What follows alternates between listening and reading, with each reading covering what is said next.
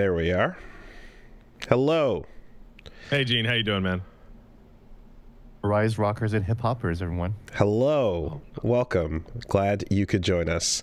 Very glad to have you, Gene. You know what? Let me just adjust my volume a little bit down because I can see I'm redlining a bit. Oh, don't do that, man. No. I think it's needed. Yes, and hopefully I replaced my board now, so the sound issues should be taken care of for at least a couple years. You sound great, Wooly. But you know how these things... You sound... Yeah, fantastic. Yeah. These things die out after literally, I think, like 4 to 5 every single time on the gain button. Can I say something? Can I say something brave about that? Yeah. So, when we had the office a million years ago, those mixers would die constantly. Yeah. And then you say that your mixer dies like fairly regularly? No, okay. Well, it's more that the gain button starts to act up after a period of time, and it does, you know. I'm using the same one I bought like 9 years ago. Okay. Well, I don't know, but I've noticed the gain button tends to need some servicing pretty regularly, and then eventually starts kind of acting up. So I'm not too sure. You don't even use the devil buttons. You mean this double button right here? Yes, I mean this double button right here. The mark of my dignity shall scar thy DNA. Oh, that's a good use for that. That's a good one. Let me be the blesser of all souls. Yeah, that's all right. Something like that. Gene, do you have a double button? No, I do not have a chat button. I'm not subscribed to Nintendo Switch Online. I'm kidding. How you doing, Gene? Pretty good. You know, just kind of sitting in the afterglow of the Nintendo Switch 2 events. How is that? Is it a good thing? You got the big Bowser scoop. I did get to speak to Mr. Bowser. Talked about $80 Mario Kart. And shout out to Wario64 for sharing that piece far and wide. Basically. Is that where he said that it's a massive, great value and it's incredible and that's why it's more expensive? No, he said so. Bill Trinen said that to IGN, and Doug Bowser said what we're bringing back is variable pricing. And he's talking about they both basically said the same version of the same thing, but it's like, you know, it's $80 because of the breadth and depth of the gameplay, quote unquote. Right. The amount of production and budget that goes into it, and the amount of repeatability of the gameplay experience, if you will, as he said.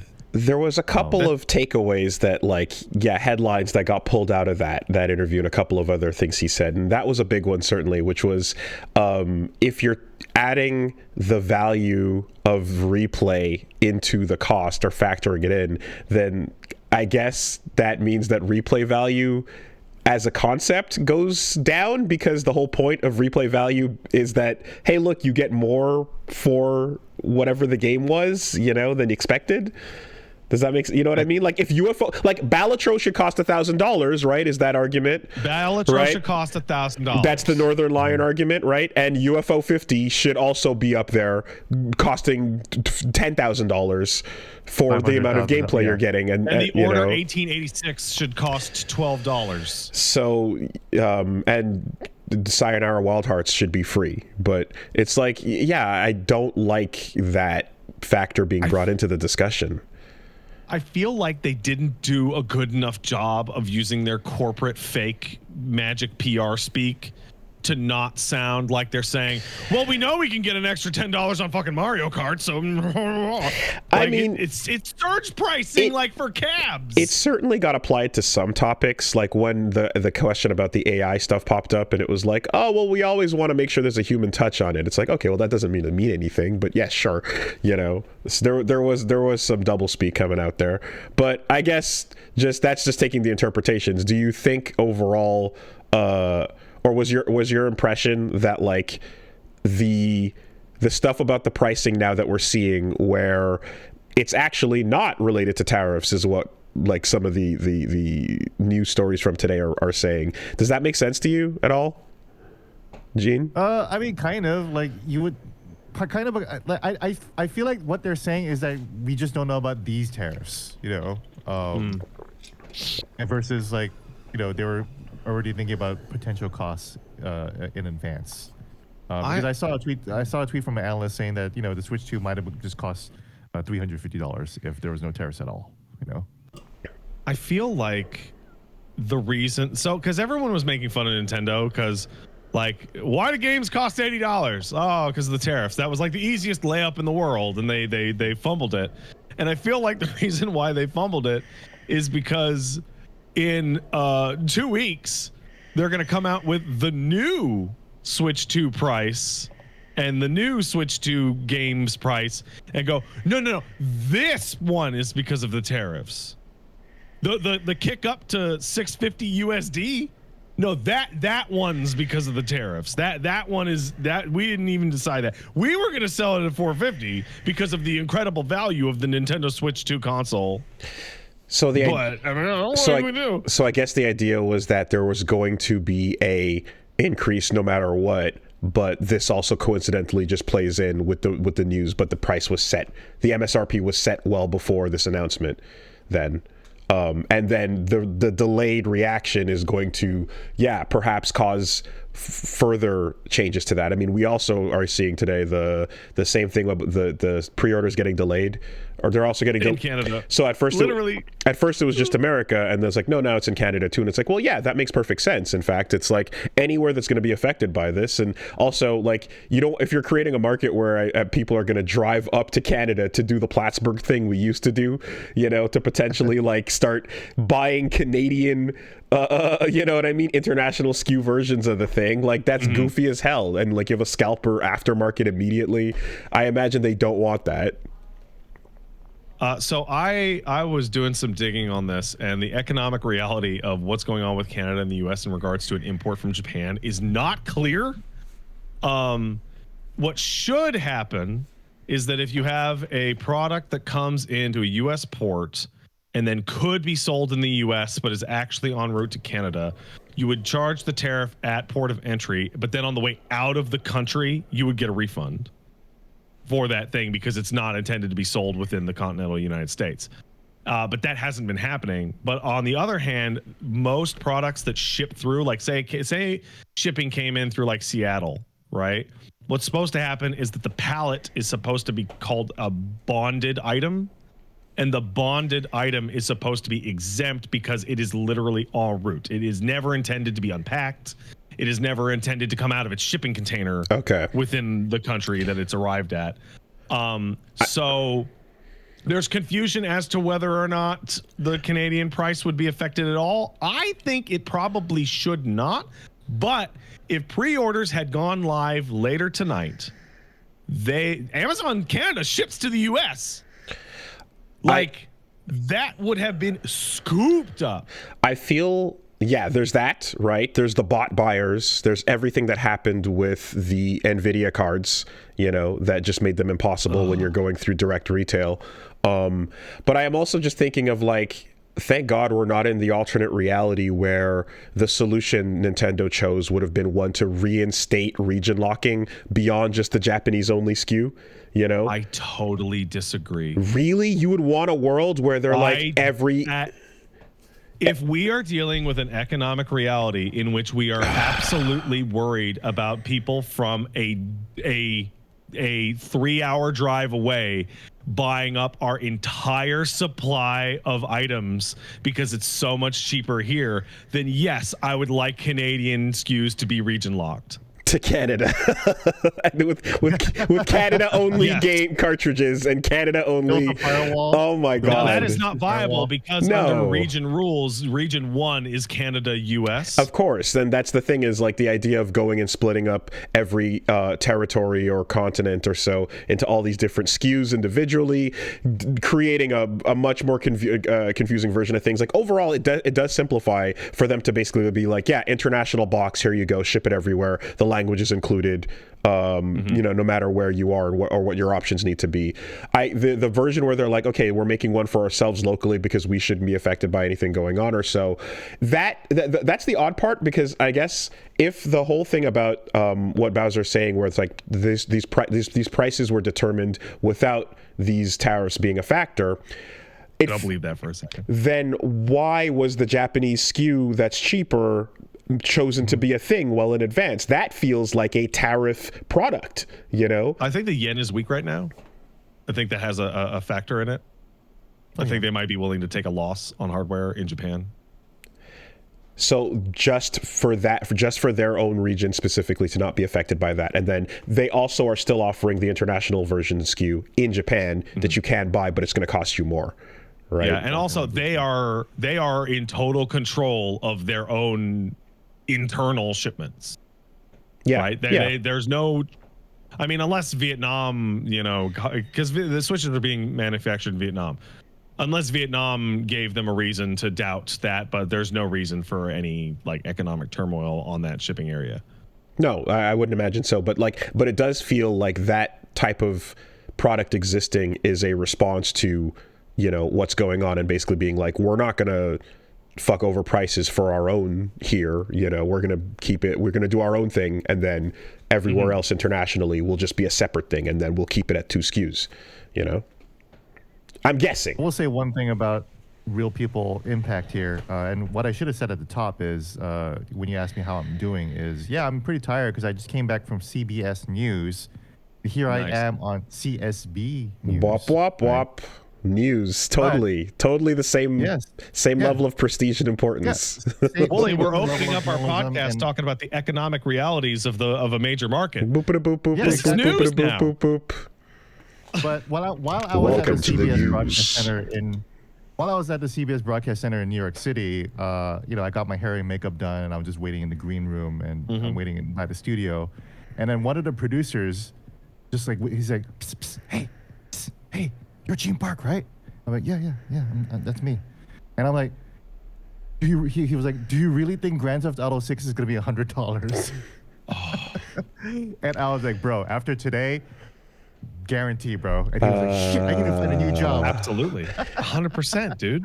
Because they're not paying him shit at CBS either. So if Nintendo is going to charge you, I mean, okay, let's throw a 40% tariff on the $80 price. What is that? Fucking $110, right? If Mario Kart's going to come out at 110 USD, why the fuck wouldn't Grand Theft Auto 6 come out at 100? Why not 120? Well, the funny monkey's paw to that is, the first story, which was like a bunch of devs are hoping that they release it at a higher price so that everyone can, or rather, a bunch of publishers are hoping that they shoot it out at a higher price because now we can set a higher bar. But hey, you got your higher bar, but I don't think this is the way you wanted it to go down.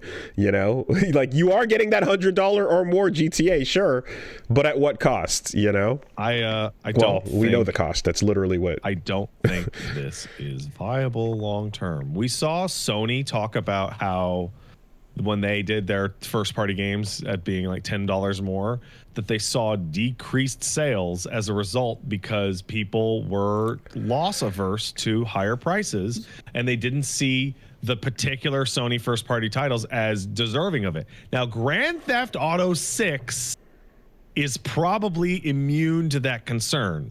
However, I feel that if Grand Theft Auto 6 comes out $100, and everyone goes, oh, sick, we can charge $100. You're not Grand Theft Auto 6. You're going to crash and burn and die. I think it's pretty, like, there's an obvious thing that's like underneath all of this, the pricing discussion, which is the amount of people that are just kind of like, fuck that, goes up drastically.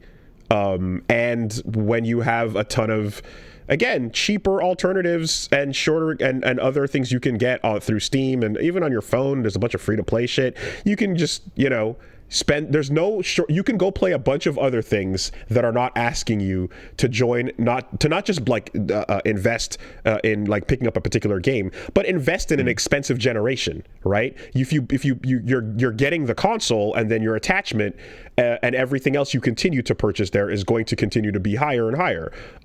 It's nice to know that Nintendo games don't go on sale. No, it's nice to know that it's like, okay, so they announced that what was it, the tour, Nintendo Switch 2 tour, is like $10 or $5, was it? Right? $10. $6. Should be free. Should still be free. Right? It's nice that it's not a full price thing, obviously. Great. Should still be free. So I don't know where this came from. I don't know if that was you reporting it, Gene, but I think it was you, where Reggie Fils-Aimé had to push really, really hard for Wii Sports to be included in the Wii. And Miyamoto fucking hated it. He hated it. Hated it. And now, like, it's a $6 game. And it's a tiny little fucking pack-in. There you go. There it is. It's in this book, Disrupting the Game by Reggie Fils-Aimé. Really good business book. It's basically like marketed. It's like he wrote it for like business students to like read and like be inspired by the story of Reggie Fils-Aimé. And he talks about like his time at like MTV and fucking Pepsi. I don't know. I'm forgetting the other companies he worked at. But he tells a story there about Miyamoto was like, no, we're not going to give a Wii Sports. And he's like, it's a good idea though. I like to imagine that book was written mid-parachute drop diving out of the GameStop plane. Because that's where he also was for a second. Yeah. Jumped in, got the bag, and just DB Coopered his way out, you know? Yeah, that is a wild idea. And then the quote was like, what was it? It was like, everything we make, we don't want, something about, we don't want to give things away for free. And we deserve. We don't give things away for free. Like if we worked hard on it, we don't give it away for free. And I'm just like, Mario and Duck Hunt was a game changer. Was a humongous deal back in the days. That was a launch day pack-in. I think that was later. Was it? It wasn't a launch, because that's how the Nintendo arrived in my life, was packed in with Mario and Duck Hunt. I thought that, and then the second controller as well, and the prospect of the full family computer, you know, with 2 controllers and multiple games. Here you go, all packed in, ready to go for you. You know what? Miyamoto's so fucking full of shit. I was like, I feel like there's a bigger example of this. Well, Tetris is a 1989 puzzle video game developed for the Game Boy that was bundled with North American and European releases of the Game Boy. Of course it was. Of course it was. Hank Rogers had to convince Nintendo, don't pack in the Game Boy with Mario, pack it in with Tetris. That was a watch the Tetris movie on Apple TV, really good. Yeah, I just, you know, I feel like it was just such a good call, because the Wii was probably the first. I mean, it was the most recent like major new. I guess consoles reaching out beyond gamer space and getting into casual space and, like, you know, the whatever, hitting all corners, because it's just a whole new way to do shit, and having that packed in to be like, here's how that works, and giving you an example of it. Yeah. Yeah, we were talking last week about, like, or just Pat mentioned like the PlayStation, and it's just like, okay, so you got some demo discs from magazines, I hope, lying around, you know, like what are you gonna stare at? What are you gonna do? You know, I saw chat mention. Yeah, that's right. Reggie used to work at Pizza Hut, and he was responsible for the Pizza Hut demo disc that we used to get back in the day too. Oh, that's awesome. So like, dude, like Reggie's been feeding us literally for like decades. You know, it's awesome. I am foreseeing like the absolute most pathetic gimme possible. What's that Nintendo Switch 2 demo thing called? PlayLab? Welcome Tour. I foresee, like, in 2 weeks they're gonna be like, we regret to inform you that the price of the Nintendo Switch has jumped to $679 USD, but it will be coming with Nintendo Play Tour included as an additional value, and just like the absolute most fucking loser shit. Well, I mean, look, we'll see. After they told us it's $10. Yeah. Oh man. Once the pre-order is open, I'm sure the delay is going to be to account for something, right? So we'll see what happens. But So I'll tell you what, there is a benefit to all of this shit, which is if you really want it, the UK pre-orders opened this morning, and people went and pre-ordered them, and I'm not seeing tons of people complain that they couldn't get one. Because I was watching the store tickers go up and down over the morning, and it was like, they're out of stock here. No, they're back in stock. No, they're out of stock. Oh, no, they're back. Like, and it was like an on and off all morning, where usually it's like, did you buy it within 90 seconds of 9 a.m.? Oh, they're gone. So you can still do it in the UK. Well, yeah, but what I mean is, it's like, well, the increased cost of everything. It's not selling out immediately. Yes, it's not selling out immediately.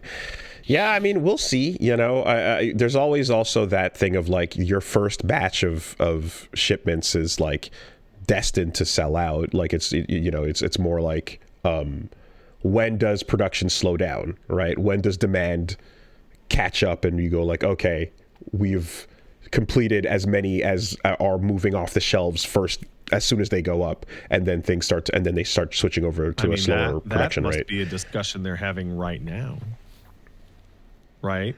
Because they have to be going back and forth about the price, and it's like they don't know how long any of these economic sanctions are going to last.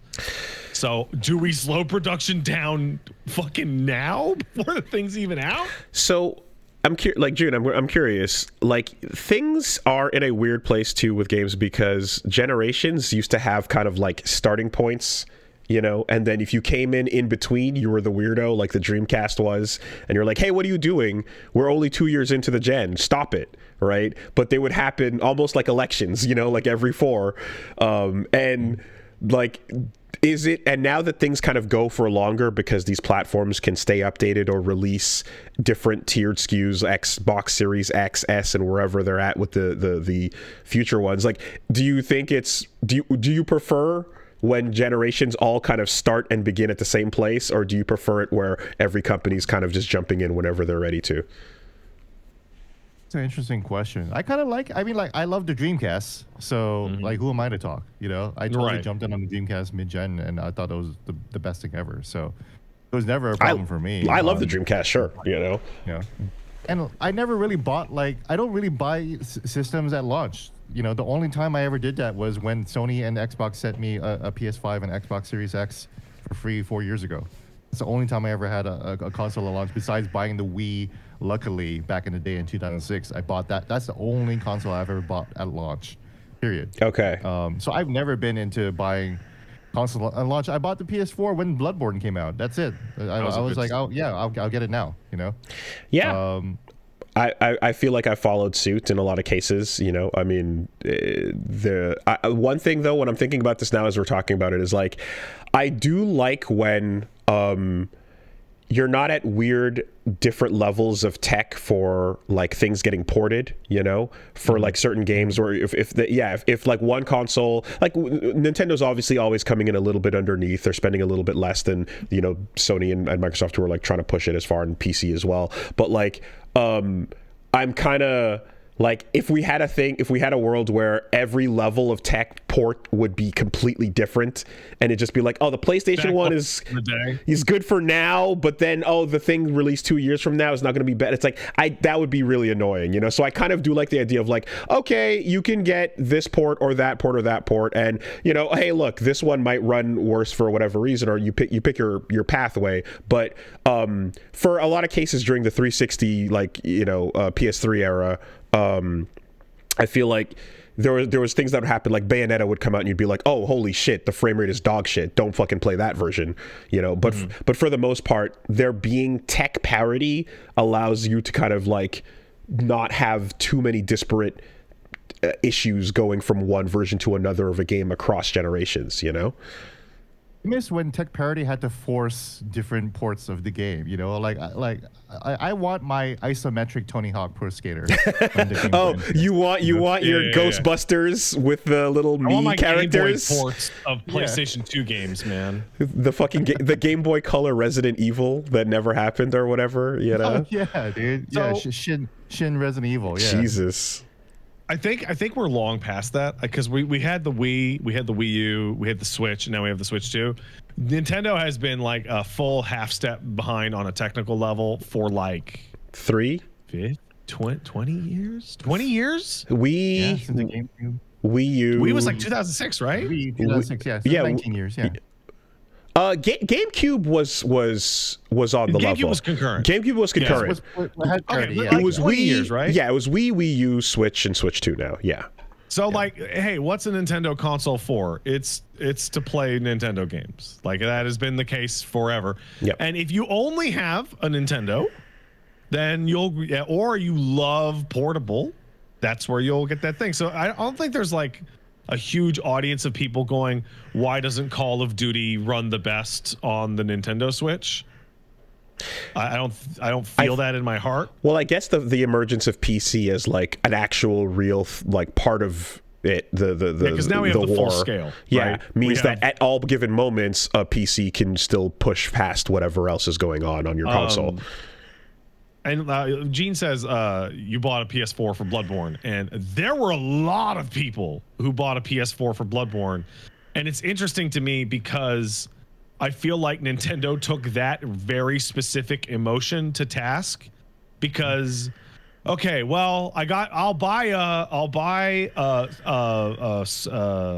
Wii for Zelda. I'll buy a Switch for Zelda. Yep. I'll buy a Switch 2 for Mario Kart. But also, in case you don't give a shit about that, will you also buy a Switch 2 for not Bloodborne? It's not Bloodborne, but it's Bloodborne. Consoles for me have always moved because of a game choice. Third Strike was only ported to the Dreamcast.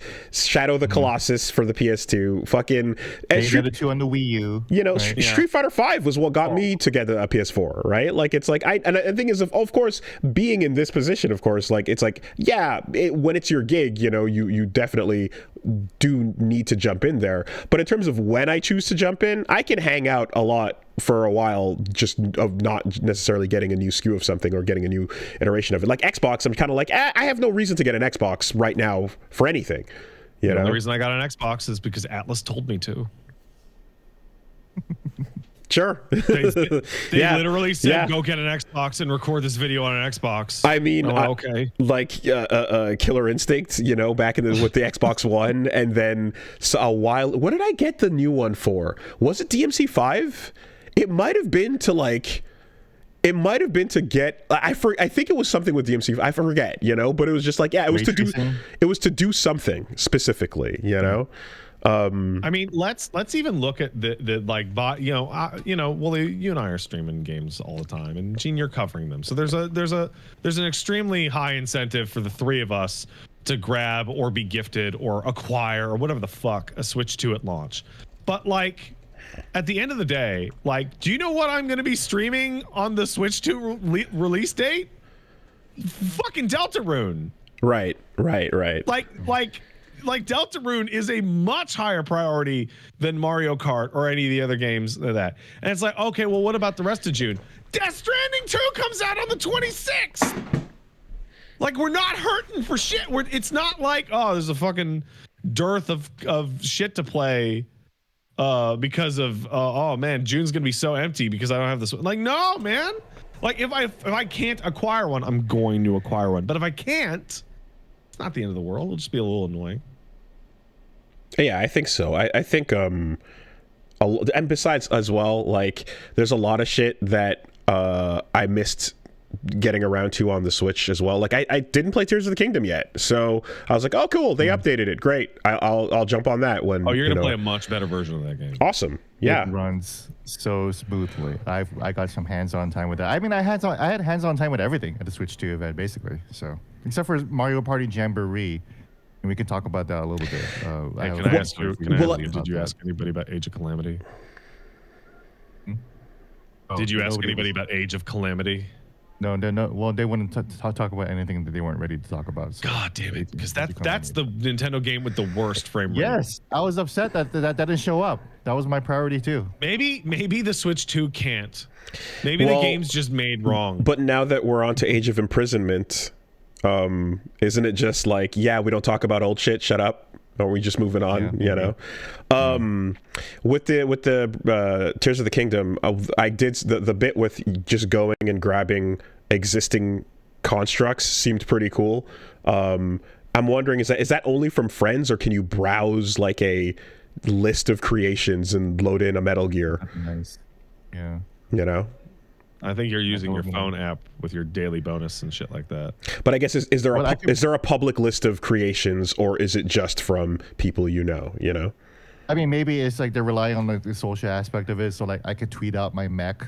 Oh yeah, true. Right. Yeah, chat's saying that it uses QR codes. Okay. Yeah. So like, I'll probably just tweet out my mech, and you can just grab that real quick. Fantastic. Because I saw those videos and I was like, okay, well, I'm not gonna go sit and make that, but that looks rad as hell. Yeah. Okay. Cool. Yeah. I don't know where this would be a good spot to talk about this, but Willie, can I mention something real quick about the camera? Yeah. Yeah. We're doing all Switch to random shit right now. Yeah. Go for it. Yeah. So I didn't get to see this, and I didn't get to try it out in person. So I just want to qualify that. But from what I understand from my black friend, I knew this was going to be about. the camera was having a hard time picking them up. The way he started getting into the topic and directing the focus, it was like, gee, I wonder where this is going. Tell me more. That's awesome. Like, that's great. And it's so like, have not moved on from the Kinect. Okay. I knew it. They were showing everybody on a like everybody in that video was on a pure white background. I'm like, that seems like a really idealized background. But there was a black guy in the promo video on a pure white background. There was sunlight, like roof to ceiling, like wall to like floor to ceiling windows. You know. Hey Tyler, why is your room all green? What's going on back there? You just it's like I just redecorated a little bit. Yeah. Anyway, guys, we're having fun. Can you imagine? Event is like all red and blue lights, you know. So it's not like the best lighting, but it's not like it's the lighting Wooly is in right now. You mean this shit right here? You mean this gill shit that I'm pulling off right here? Pyrokinesis. Telling you it's not gonna work in the fairy room you're in. Let's find out. I mean, this is the podcast camera setup is different from the couch back there, but let's find out how it deals, you know. Meanwhile, Pat is gonna be like perfectly aliased, you know, just like a perfect dude. Come on. Well, because it's not just that, but I have a bonus in that I have like darker red. That's a fucking circle around my head. No, there's the skin filter goes from like Caucasian to pale to red. that's your gamut. Blood filling the face, chortling. Wow. Okay. Well, my idea when I saw that tech with the chat stuff, I kind of went, okay, so basically they're doing Discord green screen and Discord, like, you know, background noise filtering and everything that's become standardized at this point with these types of Zoom, you know, chats and stuff like that. So it should at least be at parity with what Zoom and fucking what's the other one there? Discord? No, God, it's Skype. Yeah. Skype. Isn't it embarrassing how much Skype fucked up? Anyway, whatever. To not have dominated. Skype used to be good. Then Microsoft bought it. Then Microsoft ruined it. Yeah, and then and just the fact that like you think Skype existing as a video call thing would have been the main reference for COVID call conversations, and it just didn't. But yes, 100%. You know, I think that hey, everybody is in their camera and you can see their feed while you're playing a game thing is actually kind of genius. Like, genuinely, I'm not being sarcastic at all, because when Breath of the Wild came out, and I was no-lifing Breath of the Wild. I was no-lifing Breath of the Wild on a Discord call with all of the people I play FF14 with.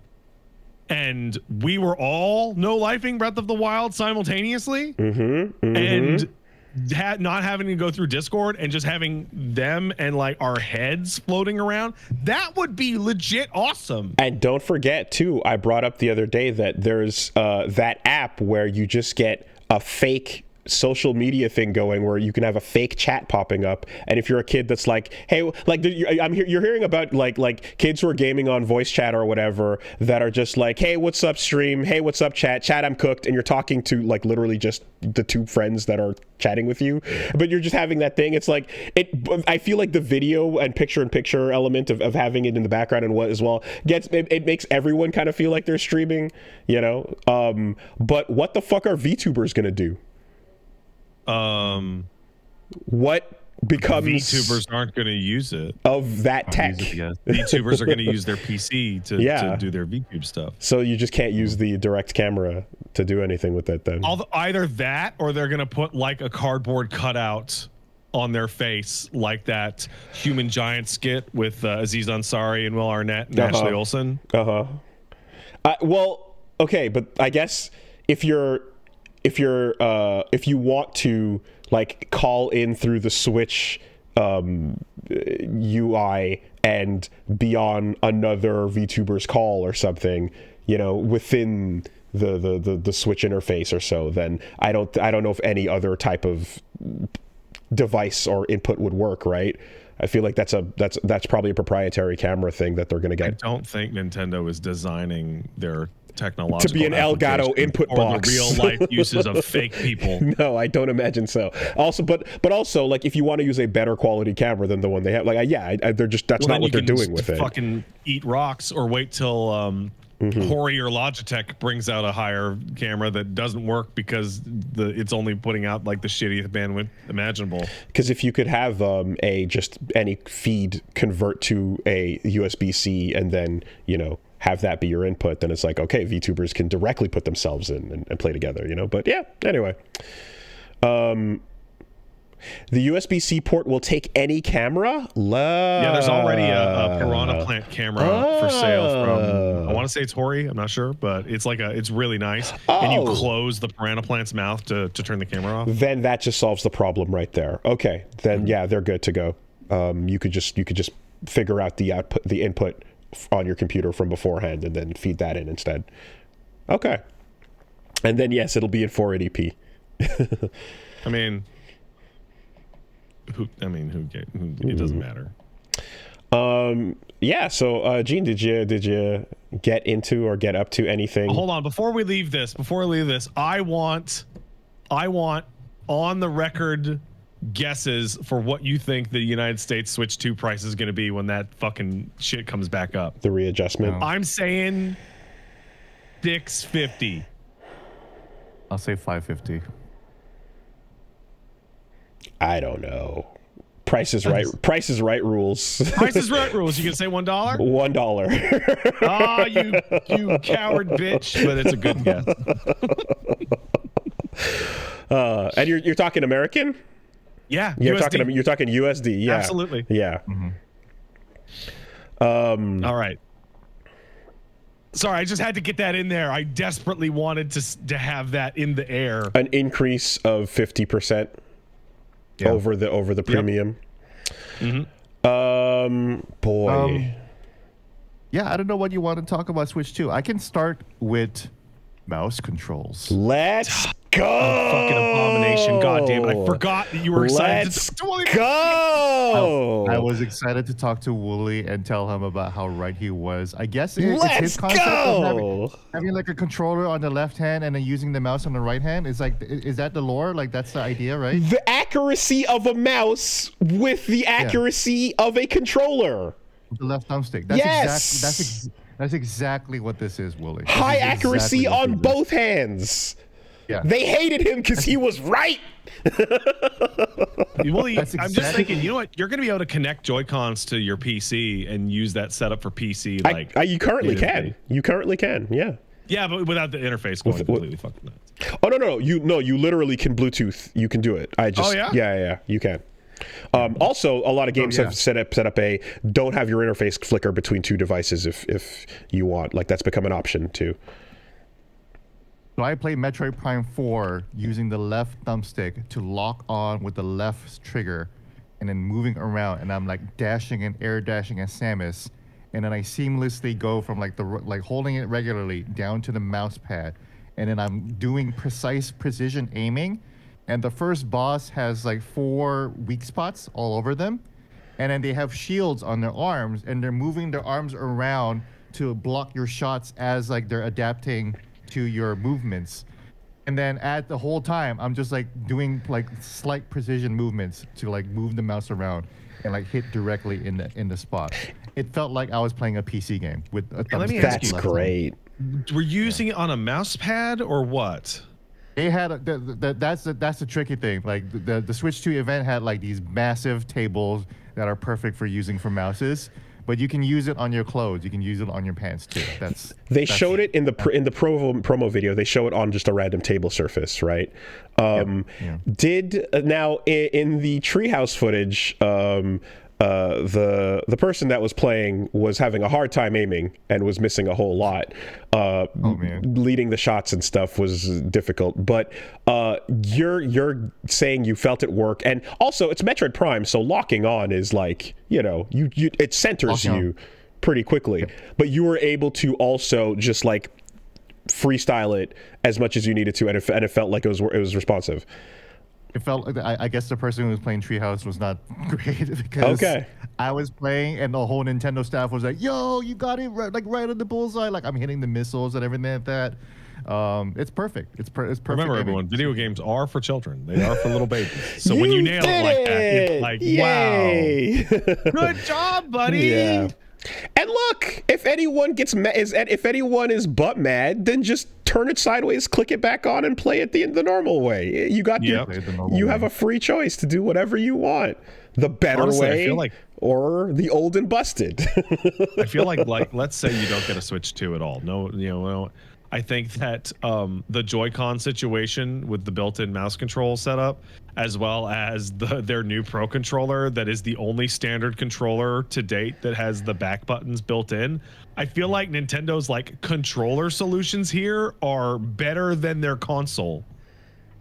Just with all the different input options. I think like giving you your nightmare bullshit and having built-in back buttons for normal humans, I mean, is like a win-win for everybody. Well, and it's also probably you don't like the back buttons because you squeeze too hard, which I can totally get. Like that happens to me sometimes too. Thank you. Especially on the Steam Deck. Thank you for the vindication. Thank you for telling me that I'm seen, Gene. I appreciate that. It does feel like there's like so many different ways to play first-person shooters now on the Switch. There's like still the Switch gyro, 2, right?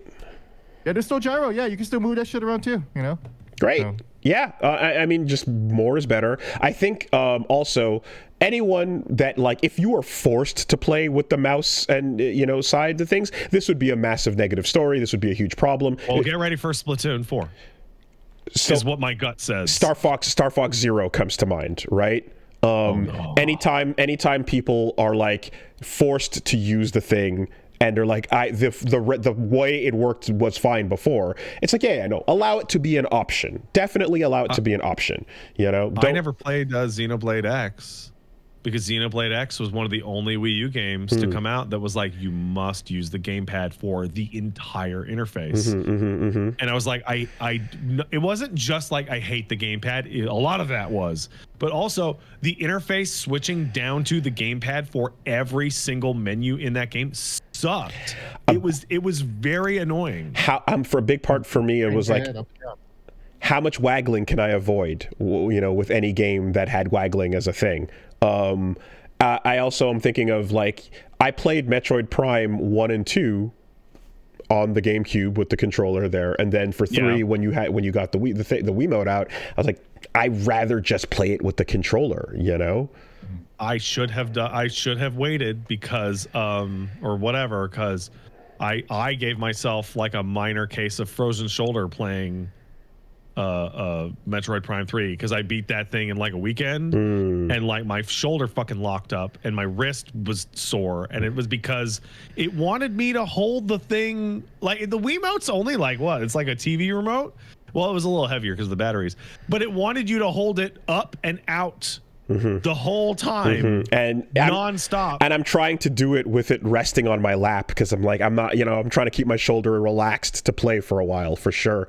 I'm always going to talk about Kid Icarus as just Sakurai's fucking crowning achievement of hubris, Like it's not that playing a game with the stick and stylus is a problem in theory. It's that you asked too much by making the hardest difficulty a wrist ruiner for him, for Liam, for everybody. So it's just like, yeah, man, like if you just have that option to be like, I see that's cool, I'm going to stick with what I want the option to just stick with the irregular, then great, Did you play anything else that used it by any chance? Well, first of all, man, a Kid Icarus re-release with the mouse controls. God, now's the time.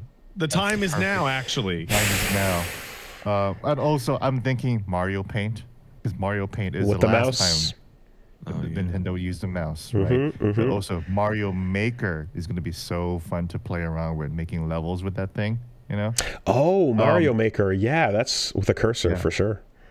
Yeah, for sure. Or the Zelda Maker, because remember, Link's Awakening was originally, not Link's Awakening, Echoes of Wisdom was originally supposed to be the Zelda Maker game. Fuck it. And they're like, yeah, we can just make a Zelda game. While we're at it, throw in Yoshi Safari and Battle Clash and all the Super Scope 6 games. Battle Clash, yo! Super Scope games, that'd be crazy. Yeah. Bring them all back. I did play, if Pat wants to ruin his back and his whole body even more, you can try play Dragon Drive. Yeah. I saw that, and I was like, using the mouse like swoops for every single motion seems like a lot. It sure is. You can see my photo at the cover of a Canadian French newspaper, Le Devoir. I'm sorry if I'm mispronouncing that. You actually nailed it. That was correct. Okay, there you go. Well, Le Devoir. I'm there. You can see me hunched over, like looking up at the screen like this, like pushing my Dragon Drive, like Switch 2 Joy-Cons over. It is. So I got really confused because when you said Dragon Drive, I'm like, I don't know what game that is. And then because I was calling it Legs the whole time, the sequel to Arms. As the sequel to Arms, yes. Yes. And during that presentation, there was a guy in my chat that was like, I am in a wheelchair. I fucking never want to play this game. This looks terrible. Why would I want to play this? Gene, if you need me to just like block out your camera so that you're not seen laughing at this fucking fool over here, I can do that anytime. You could just let me know. Look, I immediately thought of the Burger King Kids Club guy, Wheels. Sure. I thought of Kotal Khan. But it is cool. It is cool. In that I like the way it looks, and I like the I guess the aesthetic now that is fucking car soccer. I always forget the name now. God damn it. Rocket League. Rocket League. But it's also kind of wild because I never thought that Bernie Mac used to do an old bit about like his friend who was in a wheelchair that was trying to avoid getting spanked by their parents, who was like turning and trying to avoid the belt, and he would do this whole big act out with the hands, and it was ridiculous. And it's like, that looks very tiring, and to be fit enough to do that IRL, like those like wheelchair athletes are incredible. But if you really have to do it to that degree to play, that would be a hell of a workout, man. So you don't. That's when I found out that the mouse controls work on your pants. You don't have to keep doing this on the table. You just put it on your lap and just kind of. So it's like how like when we played Wii Bowling and we're like pretending to like bowl like for real, or like using our actual like arms to like motion around. Wii tennis, Or like just flick your wrist. So it's kind of like that version where you can just go like this on your pants. Okay. rub your thighs a bit, you know. So like you don't be like all the dads who are throwing their fastball and whipping the Wiimote straight through the fucking TV. Yeah. Okay. Yeah. It still seems to be exhausting, like any motion control game would be. Like it feels like a game that would be fun to play for like 30 minutes, like a pickup game of drag and drive, I guess. My issue with it is why the characters are so sauceless. Like why? I don't understand. They look like prototypes. They look like Halo ODST soldiers in wheelchairs, you know? Yeah, I guess there's two ways to go with it, right? You can make characters and give them a whole art style and look or so, or you can just make like cyber tech future dudes and to keep it simple. And we find out more, and then there's like, you know, like the ARMS character designers actually like did a thing here, you know, but it's weird that we didn't see any of that, so. Maybe they showed it early? Maybe, I don't know. I forget whether that's launched or not. I mean, I don't care. I'm not going to play that game. So. No, I'm not going to play that shit either. But you know, Federation Force, yeah, the soldiers, that kind of look comes to mind as well. Yeah. Ooh, the fun thing about Metroid Prime 4 is that it does begin a lot like Metroid Prime 3, very hectic. I don't know if you saw the treehouse footage, but there's a lot of wartime going on. You see like a big ass Doom Slayer type robot, and the Galactic Federation Force is all over the place, and they're all screaming in Samus's ear, you know. Any fun stuff. I mean, so seeing the psychic powers bit, it's like, okay, so the new gimmick is floating stuff around. We've played a bunch of games that let you, you know, any modern Star Wars game with force powers lets you just use PhysX to, you know, slap things into things. So that on its own is not particularly novel, nor is like sliding puzzle pieces around on a surface from a distance. So like, was there anything cool about it in like terms of combat or other applications of like that new angle? Didn't see any of that. Nothing. I mean, that'd be cool. You know, I know Pat always mentions PsyOps, the Mindgate conspiracy. Sure. So I'm gonna mention that again too. So if reset the clock. Yeah, exactly. If Metroid Prime 4 is somehow a secret sequel to PsyOps Mindgate Conspiracy, then that'd be sick. At bare There's minimum, a lot of secret sequels to PsyOps. At fucking Starkiller, Force Unleashed, right? Force Unleashed. At bare minimum, we need to hit that level of shenanigans with grabbing shit in the environment or enemies, you know. Or if you can psychic grip up a space pirate and then missile it in the air, that'd be kind of cool, I guess. You know, tech, yeah, that'd be cool. Okay, so okay, you got to try that out. So Mario Kart World, I was saying last time, I was kind of checked out on Mario Kart. I was like, yeah, you know, I think I'm good. Like, I they're cool. They're a lot of fun. But I'm in terms of like going and buying them each time, kind of like Mario Party. I'm like, you can get this for every once in a while when you have people over. But you don't need to get all 10 Mario Parties, man. And then I saw the swerve off world, you know, like Burnout Paradise bit, as they're saying, and it's like, yeah, okay, that actually gets my attention. That's pretty cool to have a open world racing game applied to Mario Kart. How was that? So I was like you, because like so the Switch 2 event is cordoned off by floors, and the bottom floor experience is here is regular Grand Prix from Mario Kart World, right? You're just gonna do a little race over here, and all these Switch 2s are just locked to that experience. You can't. I couldn't go into the OS. I couldn't see what the home screen looked like. I couldn't see what the eShop looked like. I couldn't go back to the menu screen. It's like, no, you are just locked in this race, and then you go upstairs, play the free roam and knockout tour mode. Okay. And what I'll say about the free roam is I think you are right to be excited. This is the first Mario Kart game where you can apply, you see that mountain over there, now you can Mario Kart drive to it. Now you can blue shell up to it. That's exactly what I did, where I saw the world and I saw the highest peak in the world. So I was like, why don't I just drive up there? And it's in the ice area. And you can see way off in the distance the ice palace that is glimmering. And like I'm getting closer and closer. And I go into the ice palace, which is like different layers with different paths and everything like that. I go up to the highest peak of the mountain, and sure enough, there's a ramp there. And I just jump off, and I can just see the whole Mario Kart world. And my immediate thought was, oh, this is the lands between of Mario Kart. Oh, Okay, man. okay. Oh, man. Because I was gonna say like, where is this? Because for me, I was thinking, is this a Tony Hawk 4 moment? Jump off the board and just platform over to this completely non-skate park part of the map. You know, is that where we are? I wonder if Mario Kart World was $80 because they're going to reveal in the direct. I don't know anything about this, but they're going to reveal in the direct that you can just jump off the car and just run around. Just run around with all these characters. Elden Kart. Elden I think Kart what as they're well. probably going to reveal is that like it, because I looked at this and I saw Mario Kart Paradise. I saw Burnout Paradise returned in kart form.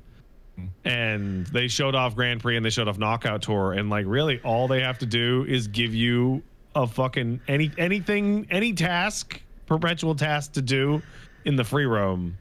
Yep. And that's gonna be fucking game of the year forever. Drive into the first warp pipe you see and literally get spit out into Kaled. Like just But that's the thing, Yeah. though. Like, you can see the whole map, and it's like, oh, I can see the ghost house land over here, and I can see the volcano mountain over here. And people are like, oh, but Forza Horizon came out in 2012. And it's like, yeah, but you're not driving around the goddamn Mushroom Kingdom. You know? Yeah, you're driving around some kind of real place with kind of real cars. Yeah, Hawaii or Africa or whatever. But it's like, no, this is the Mushroom Kingdom we're driving around here now.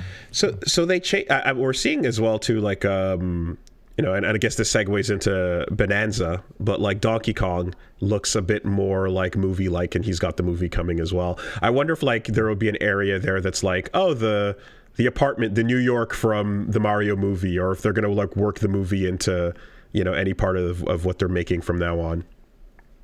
I wonder about that. Yeah. What was I going to say? Oh, Knockout Tour, real quick, is super fun.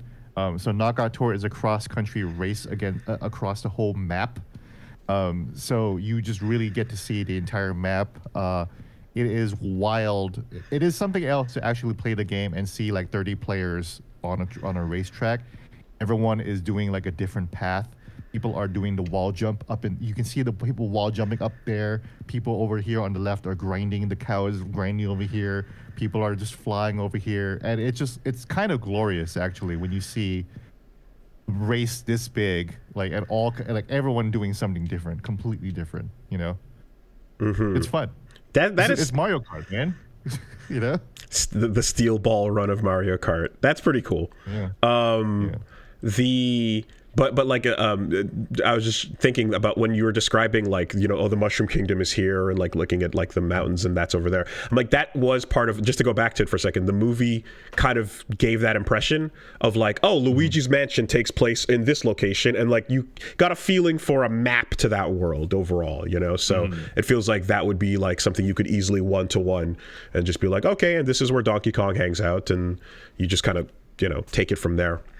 Yeah, I mean, I said the lands between a Mario Kart. I mean, the real proper parallel is the Breath of the Wild of Mario Kart. That's what this is. Right. Right. Yeah. Like, there's Death Mountain, and there's Hyrule Castle, and there's the water, the Zora area, and everything like that. And to see it fully realized as a Mario Kart world. Now. What is there to do in the free world once you're not on a like set racetrack? That we have no idea. So. That is what will probably determine whether $80 is a good price or not. Okay. Because we don't know. Because is it like, I have a quote here. Quote, there is more, end quote, to the free roam mode. Okay. Bill Trennan said that to IGN, so we will probably find out more in the Mario Kart Direct whether, we don't know anything about battle mode. Like, I really think like a battle mode in this big ass map will be super cool. Will it be a battle royale? That sounds fun to me. Are you boring idea, but it sounds fun. Like, is it just drive and collect the Koroks, or is it like, oh, go help that ranch, go find their lost cow up on the mountainside over there, like how NPC driven, how much of us like, I assume it would be custom races. Drive up the Ubisoft tower and stare down and create all the icons for your kart side quests, Yeah, I mean, a bunch of races for sure, but like, is there going to be like gameplay beyond that? I guess I wonder. When you say open world, you usually think of like different quest types and different, things you run into and stuff. So I mean, shit, it could be as simple as like spell skate. Oh yeah. Find the different letters exactly. Crazy There's taxiing. a lot of different hidden areas and everything like that. So maybe we'll see. I don't know. Giving giving Pauline a ride from one place to another if she needs it, or so, you know. Yeah. Taxi. Yeah. Crazy taxi. Speaking of Pauline, DK Bonanza, aka Red Faction Gorilla. Gorilla. Oh my god. So They should have called it that. No, they can't. But still, I mean, they literally can't, but sure. It's too good. That's a way less popular franchise than Donkey Kong. man, I really liked Red Faction 1. But yeah, sure. How was that? I did play that. It is very stress relieving. It feels good to hit the wall over and over again. It feels good to hit the ground over and over again. It's intuitive because you press B to punch down, and you press X, the top button, to punch up, and then you press Y to punch forward, and then A is to jump. Very, very simple. Gotcha. All three directions. Go. All I need is punch. Can you Impact B feels good. Thunk, thunk, thunk. can you punch a hole into the ocean and just like literally It feels like destroy? you can just keep punching. It feels like you can just keep punching for a long, long time. You can just basically like spelunk and create like your own like Minecraft caves. Like, Oh, really? yeah. I guess, yeah. It's basically like Minecraft, except like maybe like a lot more limited. So like I hit the core of the earth where like here is something that you can't punch.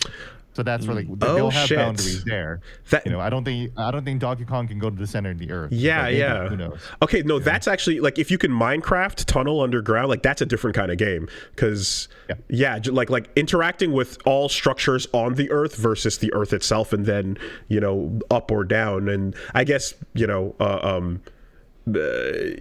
if there's a wide enough open area for you to like find shit underground or do things or punch your way into like an underground cavern or something like that. Totally. There's all kinds of secret shit down there. Right on. Okay, interesting. Yeah, it's like if the ground was an ocean. Okay. And you can just explore it. It's ridiculous. And I mean, and I feel like beyond that, like all of the tropical freeze big boss moments or Odyssey style big moments, like all that's like the actual traversal and gameplay and everything is going to be exciting and fun and solid. Like I don't have any doubts about that being great, but I'm just curious about like this particular digging and breaking sort of part of it. You can just break everything. You could like there's a platform, just break it. You don't have to jump on it. Don't jump on it. Why? Just punch through it. Hulk Ultimate Destruction as well. You can climb anything too. It's very Breath of the Wild. Again, it's you can tell like Breath of the Wild is like the most inspirational game for them. It's like it's very freeing. It feels like in Tears of the Kingdom, you didn't play it, but there's an ascend move where you can just like Right. So that's like that move, except anywhere direction, like downward. Oh, okay.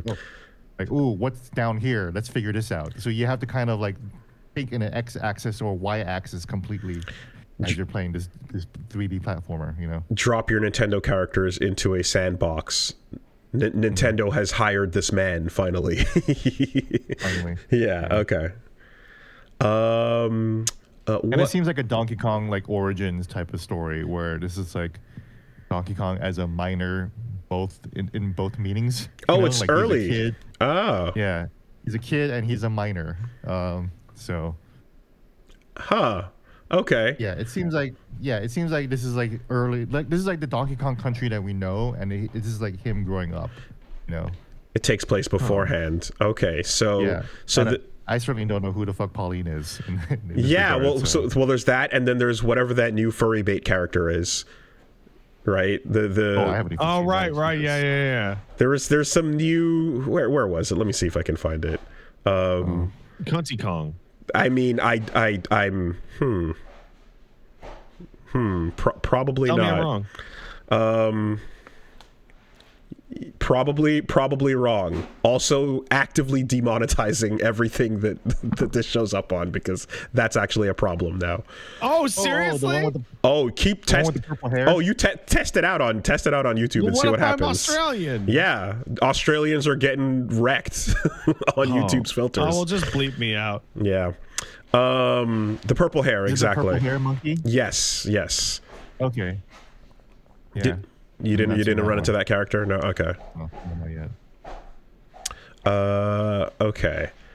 What else did they initially show off? Like Cyberpunk. Yeah. I heard it runs at 40 FPS.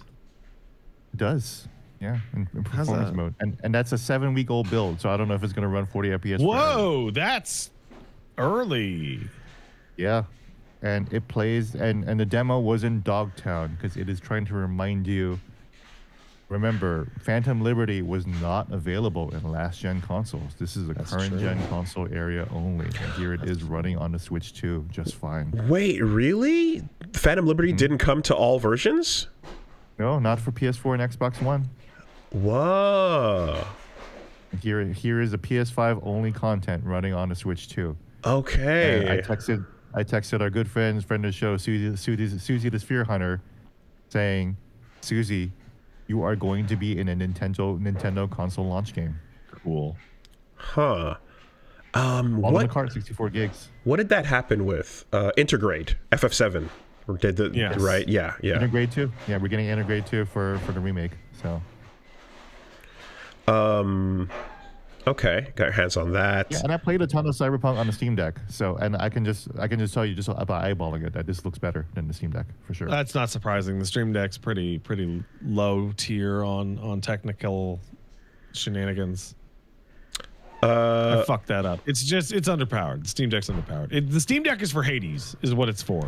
Yes. Well, it seems like there's a constant conversation with anything that I'm looking to install on it, is like going to see, how does this run? Did you have to tweak any settings? Did you have to jump through any hoops? It's like it has a wide, install whatever you want. You're free to, but no guarantees on how it's going to run. Yeah, type install of thing. Monster Hunter Wilds on the fucking Steam Deck. Just go for it. Whatever. You don't need frames. Did you try out the updated Forgotten Land? Oh no, I did not. Okay. I did look at it though, because it looks really nice. So I just eyeballed it. Tears of the Kingdom was the only one I think I just really wanted to touch and feel Okay. myself. How's it feel? It was fantastic. I couldn't believe it. This is the first time I'm playing Zelda at 60 frames per second. So that's what it is. It's. I got pretty finally deep into Zelda. that game, and I got maybe 40% in, and I'm like, just gonna wait for the fucking Switch 2 version. Like, I actually just had that thought. I was like, because once you started building like large scale materials, the game started to really not like you doing that. You didn't see the console UI, right? No, not at all. Okay. I wonder if they're going to let you use the mouse to navigate, like, Oh, that'd be crazy. right? To just be like, to just UI. quickly move around, like click on your game, Steam, shop. that'd be fun. Browsing the eShop with a mouse would be really quick and convenient, I You hope know what so. would be really awful though?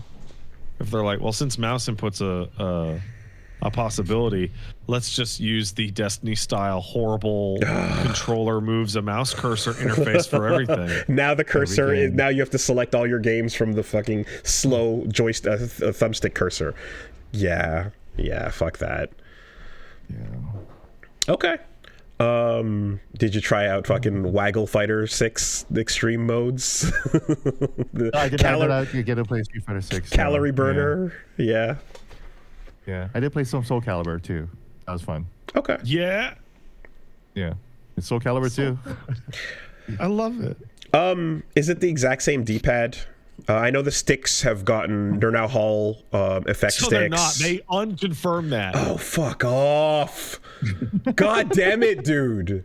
But they said they're lots surprised at better that. though. They're lots better this time. Shut the fuck up. It's still gonna stop working. Oh my god. Okay.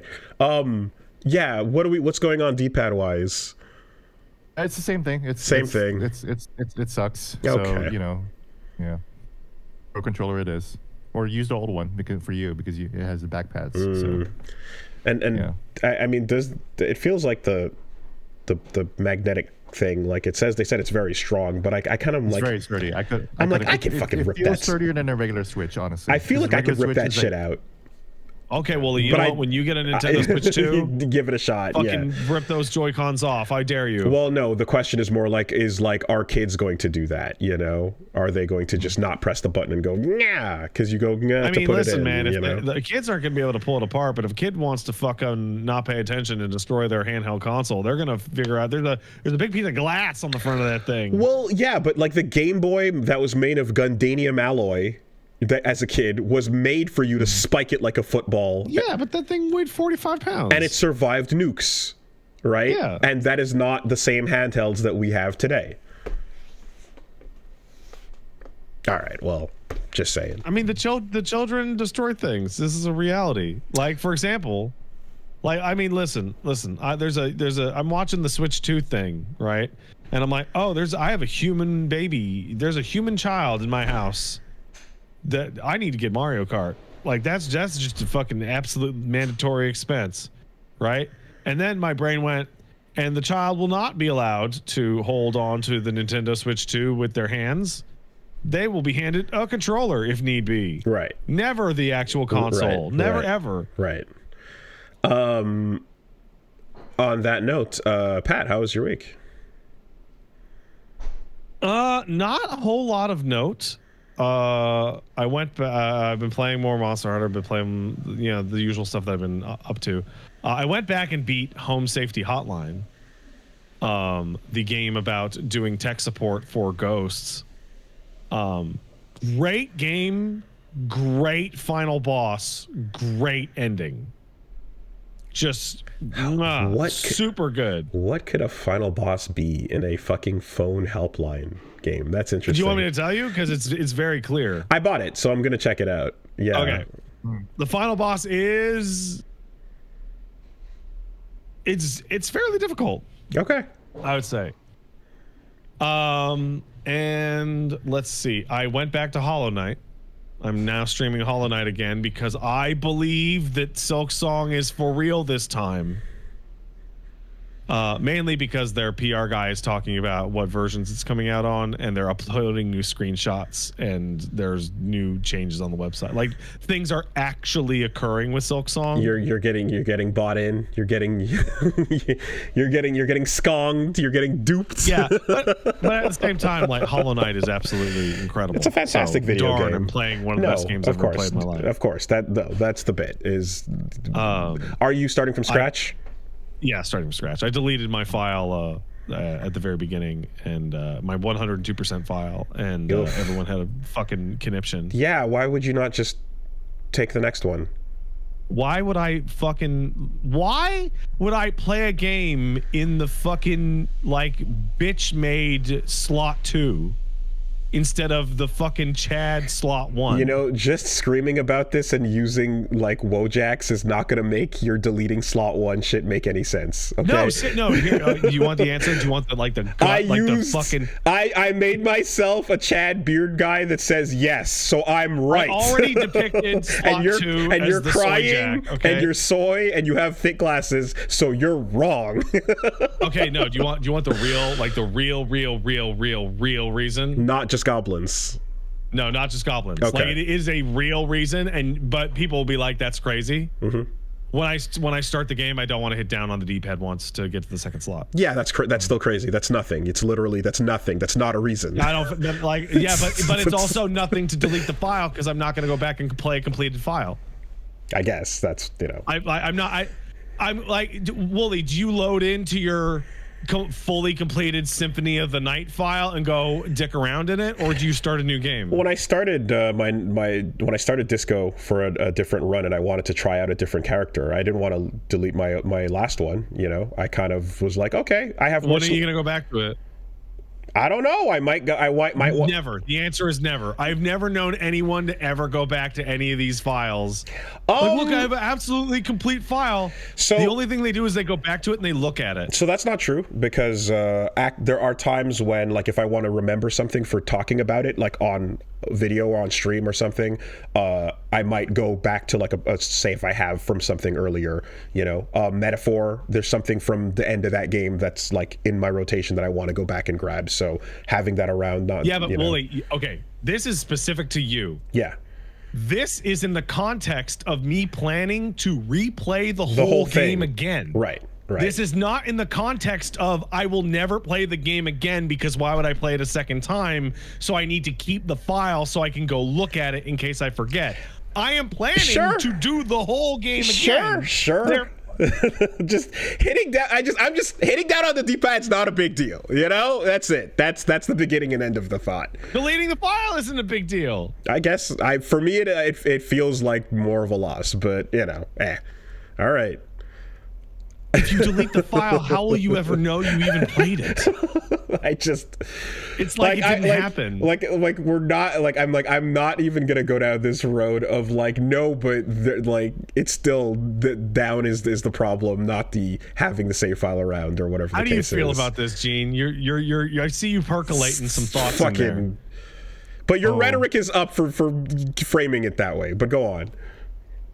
No, my face is because I'm reading an interview by Adi Shankar right now. Oh, yeah. So the other thing that I did, you don't have to talk about it now. Have you seen? There's a TV show called The White Lotus.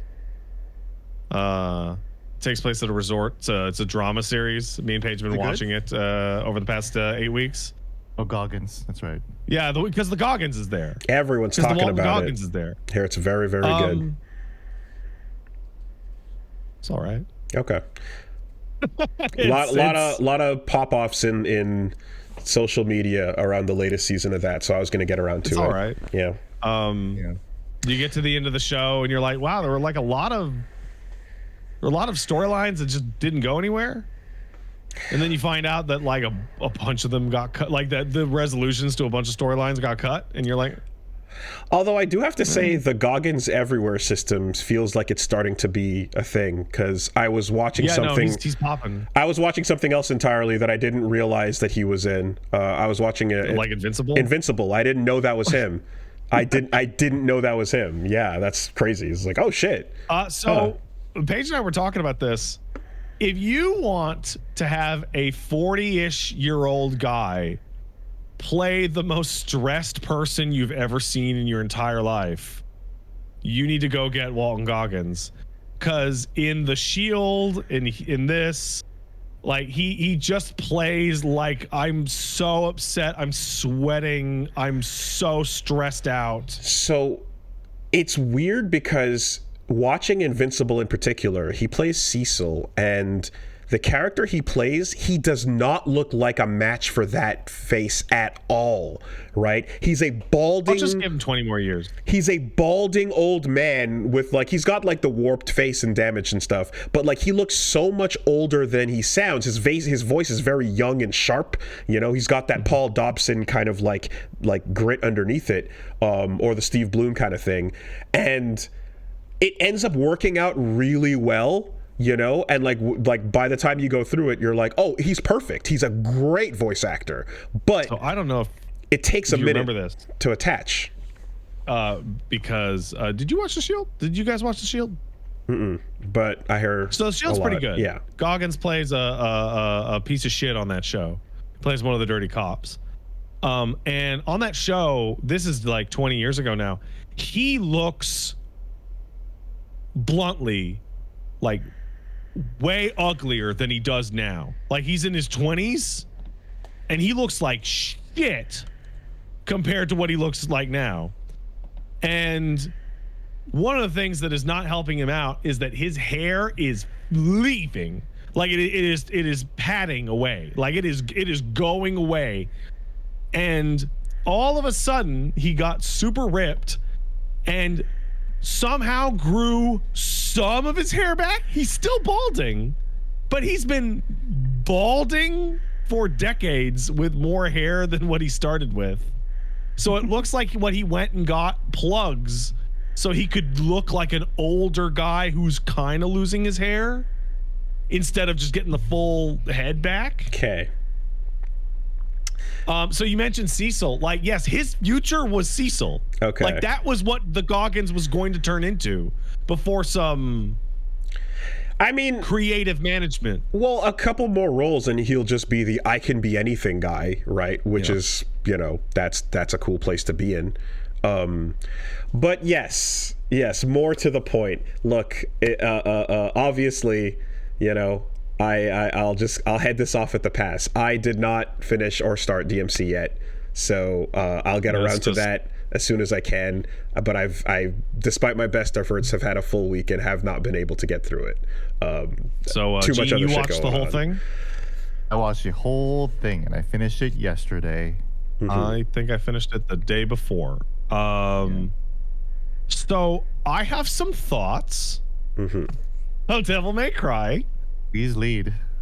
So Wooly, a little bit ago when we watched that trailer that came out, and I said I think the trailer looks okay. I was like, and my basic takeaway was like I did not like that Ragni and what was it? Agni and Rudra. No, Was I more negative than I'm remembering? You went, oh, that's a piece of shit, is what you said verbatim. Okay, and then you you know said what? this thing's gonna be dog shit, and I went, Okay, I'm hoping it's gonna be good. You're like, why do they have heads? And I'm like, yeah, I don't know. That is but like. So you've fallen into my trap here, Wooly, because I was trying not to toot my own horn because I was super right. Right. And the fact that Agni and Rudra have heads is a really, really good preview of what the it's gonna issues be with this thing. Yeah. So I've seen the energy. I've seen the energy from outside the room. I've heard the music and the thumping, and I'm hearing a lot of people are not very happy with it. I've seen one or two people say they enjoyed it, but for the most part, the energy has been negative. I would say, while dodging spoilers. So it is. I'm gonna say it is better made than the older anime. Okay. Like it is better acted. Has more dialogue. It's well acted. It has action scenes, unlike the old. And yeah, you're right. There's no question there. However, I think that your personal enjoyment of the adaptation of the Devil May Cry video game series is inversely proportional to how much you personally enjoy the Devil May Cry video game series. Because this is on its own show, like as a completely separate thing with no Dante and no Lady and no demons and no Virgil, etc. It's all right. Okay. Like, it's okay. Okay. As an adaptation of Devil May Cry, I would describe it as antithetical, anti-canon. It is explicitly ignorant of all the things that you liked in Devil May Cry that were not wacky woohoo pizza man. Okay.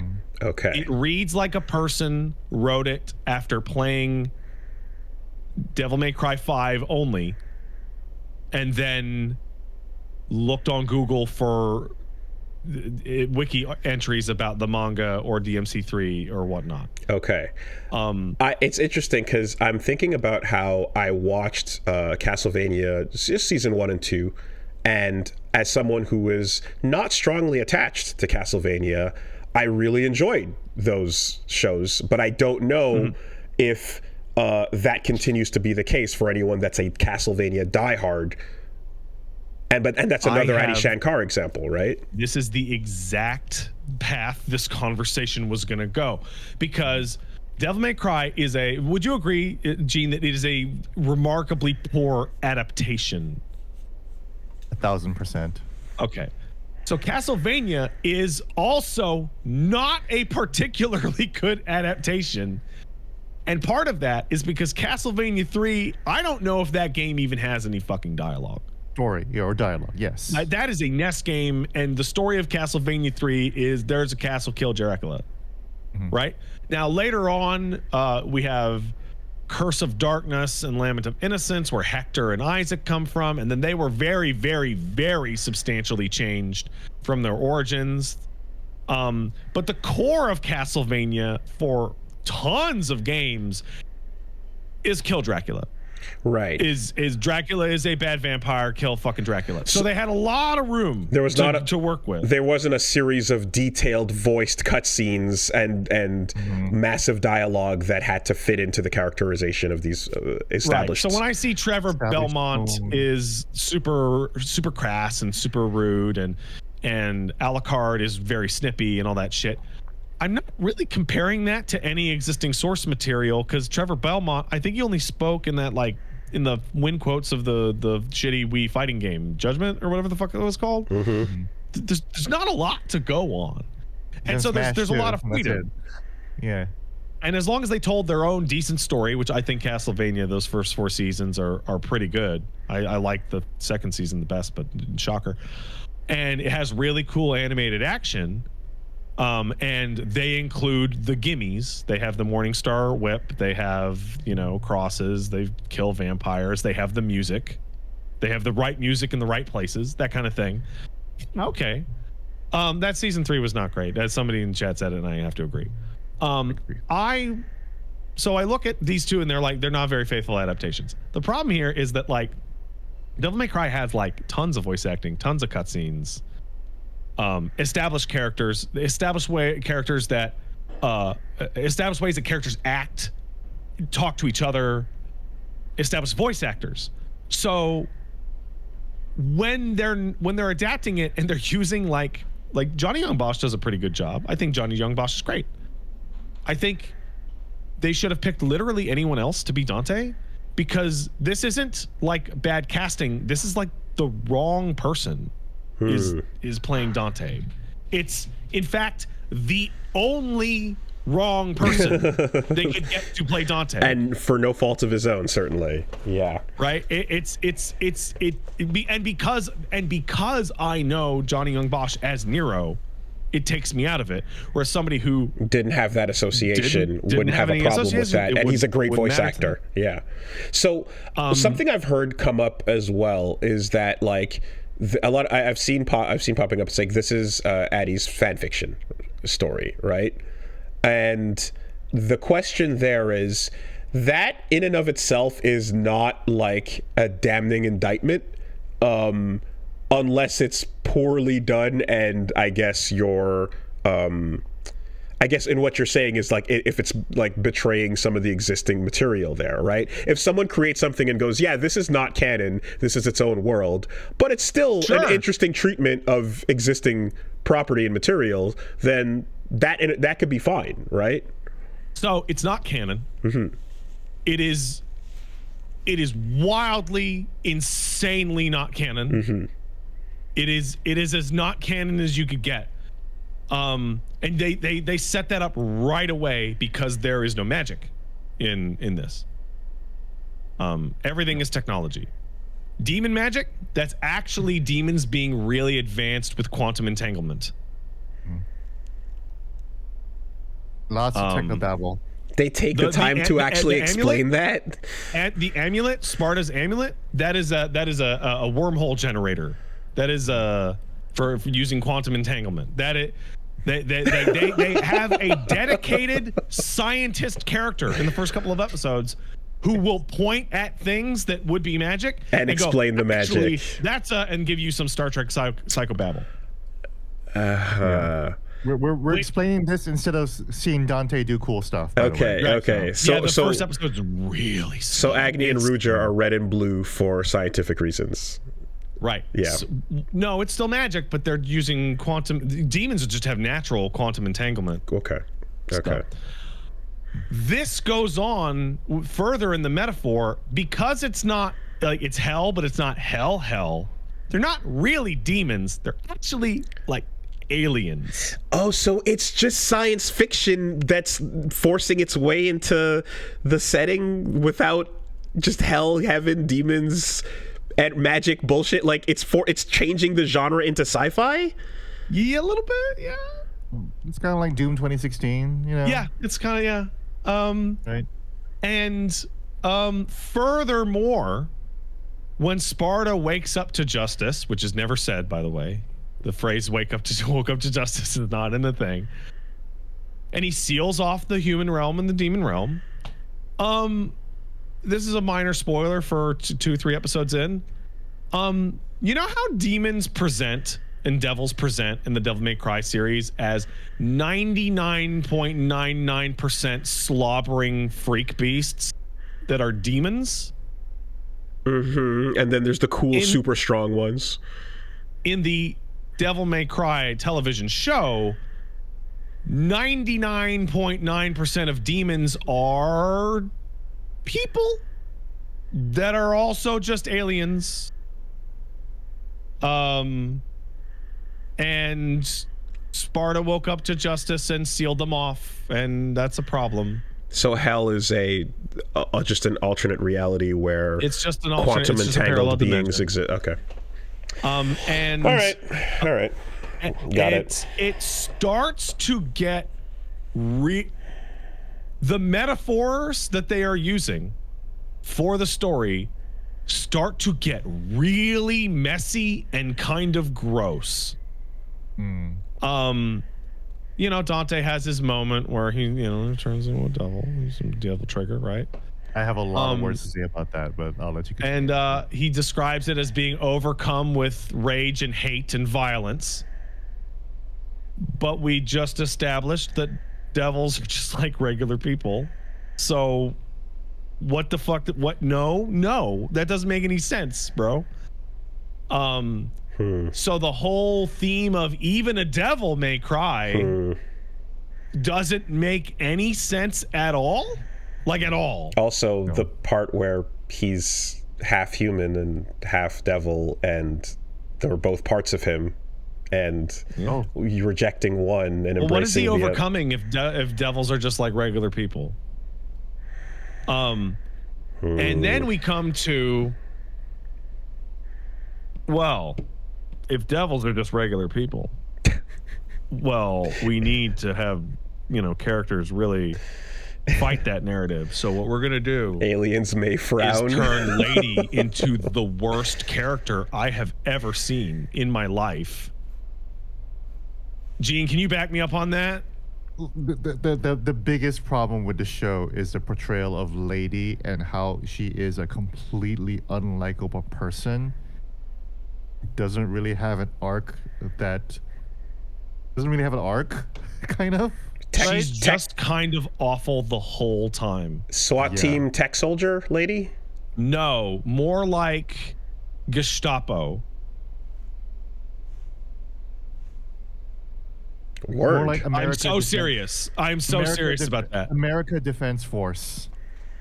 Okay. Dress in the fucking skin of Captain Commando. Yeah, she's dressed up like Captain Commando, and she is the worst example I have seen to date of this character needs to stop swearing. Every single line of dialogue has one or two like F-bombs in it. Edgy to the max. Insanely unlikable. Her own narrative doesn't make any sense. No. She is stupid. Like she's actively stupid. She's stupid. She's not a good shot. She's not a good shot. She's missing all the time. I really shooting anything. When she hits something, it's because the story needs to progress, and the story says now is the time for Lady to shoot somebody, or she would sneak up on somebody and shoot them because they didn't know she was there. But other than that, though, she is missing like 99% of her shots. Wooly, if I would say, I would say that Lady is actually the series' main character. I'm pretty sure she has more scenes than Dante. Yeah. Wow. And Wooly, let me ask you, if there was a big fight and Dante was able to fight Agni and Rudra and Angelo Calavier and Echidna from DMC4 to a standstill, would you think that's maybe pushing it? If Dante could fight all of them together at the same time to a standstill. Yeah. Young early Dante. Yeah. Yeah, I think so. Perhaps. Okay, well, what if Lady did?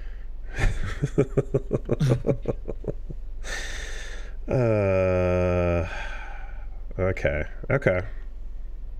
I really enjoyed Lady's simple but basic arc that was really angry about her parents' stubborn kid into like the chilled out version who looks at Nero and goes, it's true, you never forgive yourself for that, or you never recover from killing your parents, and just kind of has a little a little arc in the background, and that's what I enjoy about her.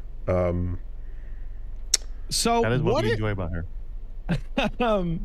So you're like, okay, well, it is not the same universe.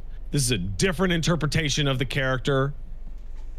Right up until Ari Shankar says that actually this is stuff that he felt was going on in the background that you couldn't see in Devil May Cry 3, and this is the real version of Lady that was always there.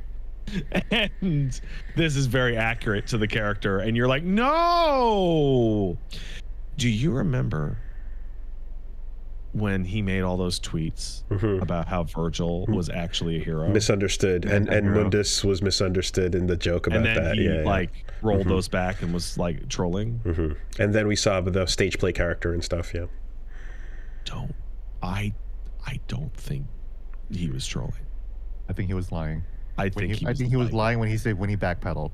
I think he was like super serious. So I really believes all that shit.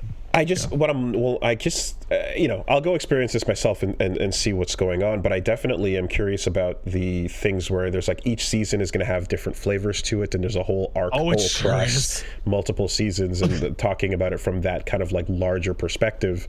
It's like it's not a Castlevania situation where you jump forward a generation and bring in a whole new cast of characters, right?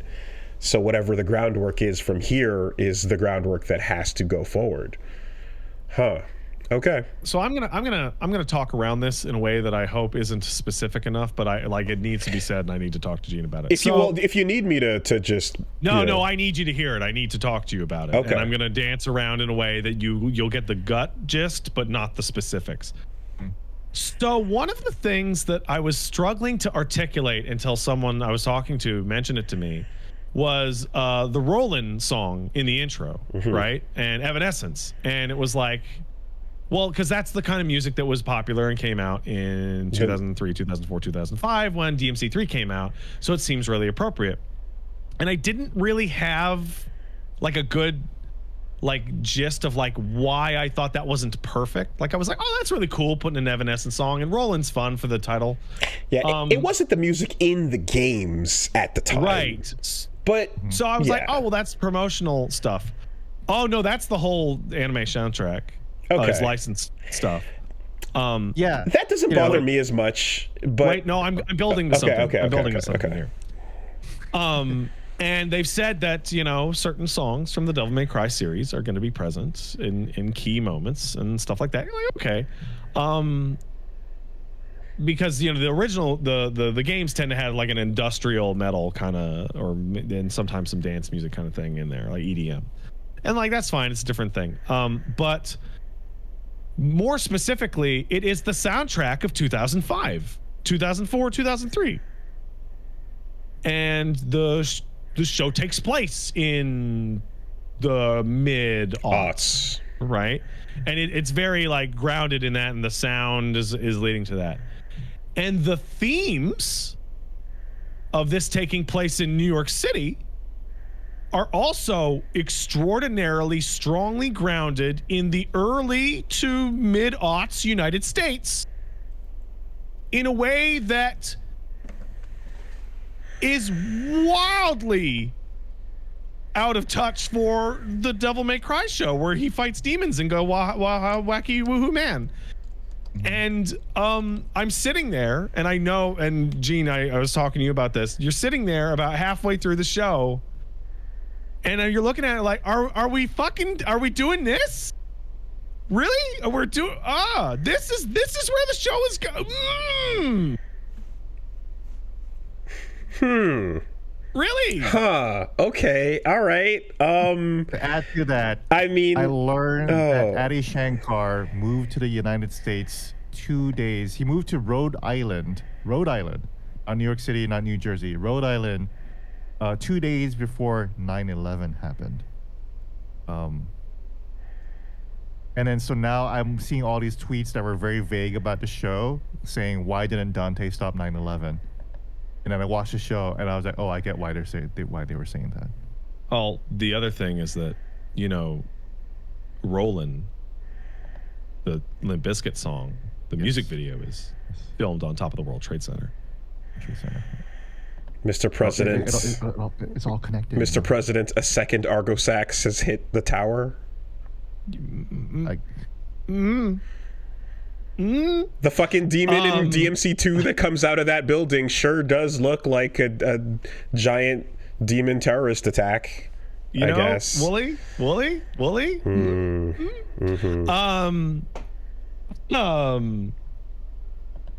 There's one good episode here. And when I say good, I mean great. There is one great episode in here. And it is the episode that has no dialogue. There is an episode that has no speaking at all until the last like 90 seconds. And then it goes terrible. And I was again. watching it and I was like, this is awesome. Like this is great. And then Lady speaks at the end of it and the episode is ruined. Yep.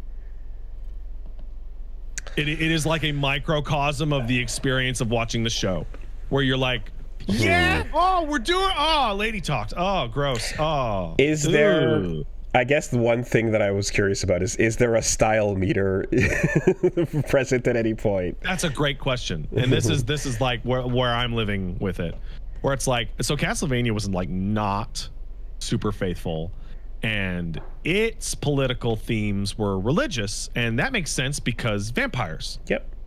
But regardless of its lack of faithfulness in a lot of cases, you would get some fucking incredible animated action scenes like the season 4 Day Armor and you know, Alucard versus Trevor and the fight against Dracula, just peak like animated action scenes.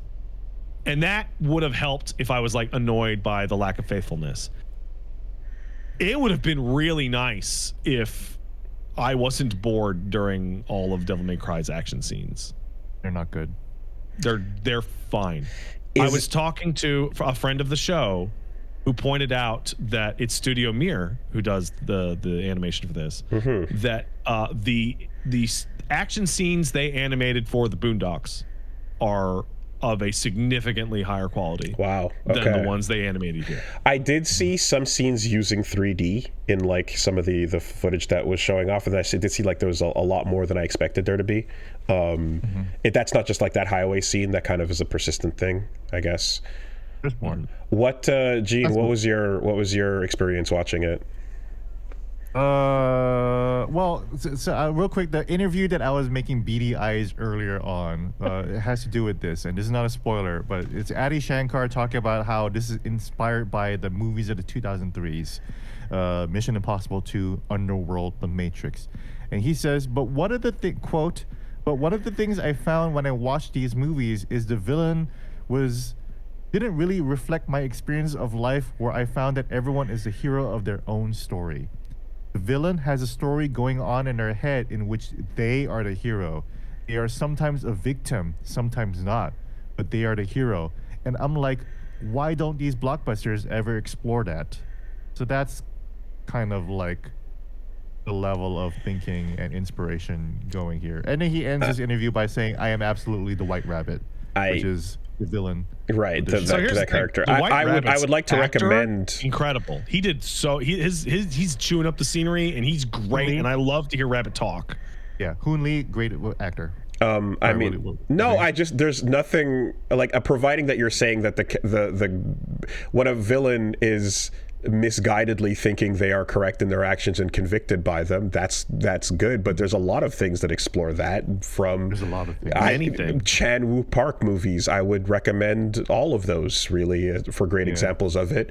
There like various manga and stories we can describe where there's a compelling villain who's like, I believe I am correct and I'm doing the right thing. Like, yes, that is good, and that does get explored. That's a strange I think thing that White Rabbit is super compelling. Actually, I think the villain of the show, White Rabbit, is by far the best part. Every time he's on screen, I'm like kind of excited. And part of that compellingness is because mistakes were made in the genesis of the show's premise that give the villain a little bit more juice, more morality wise than he should have. Oh, okay. Are we hitting that Magneto style? Like, it's not quite there, but it's like it's a lot closer than you would expect. Like, now hold on. Like, it's like it's like, okay, like there's horrible things happening here, but let him cook. Let him cook. Yeah. Okay. Okay. You can also feel like that this thing was like trapped in some kind of dev hell. Because a main character that is in every single episode of the show is voiced by Kevin Conroy. Yes, it's his final role, right? That's a shame. That's Raul Julia. He's not used well either. Raul Julia. No. So when I walked away from the show, when I tweeted, I called it mean-spirited. Wow. Yeah. Wow. That's how I felt. Interesting. I felt that the show is mean. So when Pat says it is antithetical to the spirit of the games, when you walk away from a Devil May Cry game, you feel empowered, excited, exhausted, but enthralled. Kind of looking forward to the future. Oh, I just named our shop. Oh, I didn't die in DMC2 for some reason. My family is still alive. Oh, the legacy is being continued on, like in DMC4. When you end DMC, the series, you just feel like, and the characters didn't really do anything or feel anything that was exciting or fun or hopeful. You just kind of end on like an note, and like I can't even say more without spoiling it, but it just, you leave feeling bad and not excited. Interesting. Interesting. Energy. Because okay, go ahead. I want to grab this. So Paige and I have a baby, which means our time watching television is highly regulated to the minutes after baby falls asleep, usually around 9:30, 10 p.m., right? So we have to be like really like, on ball. Like, are we watching something? If we're going to watch it, it has to be, scheduled. We have to plan for it, and it's valuable, right? So halfway through the second episode, Paige went to bed. Okay. She just got up and said, enjoy your show, and went to bed, which, Okay. But then, and I mean this, when I finished the TV show, I went, yo, Paige, you got to get in here. And she's like, what? You have to watch the last actual 5 minutes of this show. And she walked in and just went, what the fuck is going on? What the fuck is this? And I was like kind of not enjoying it. And I was like, I don't think this is very good. And then it dive bombed straight into the toilet on the finish line. Interesting. Okay. It's Another thing I wild. would say. So I'm really curious because again, like hearing all this, I'm like, okay, I'm still gonna go in and I want to talk to you about it. Yeah, but I'm gonna go in clear because I'm what I'm hearing doesn't sound great, but I'm gonna be as white room with it as possible. But let me. Yeah, go ahead. No, go ahead.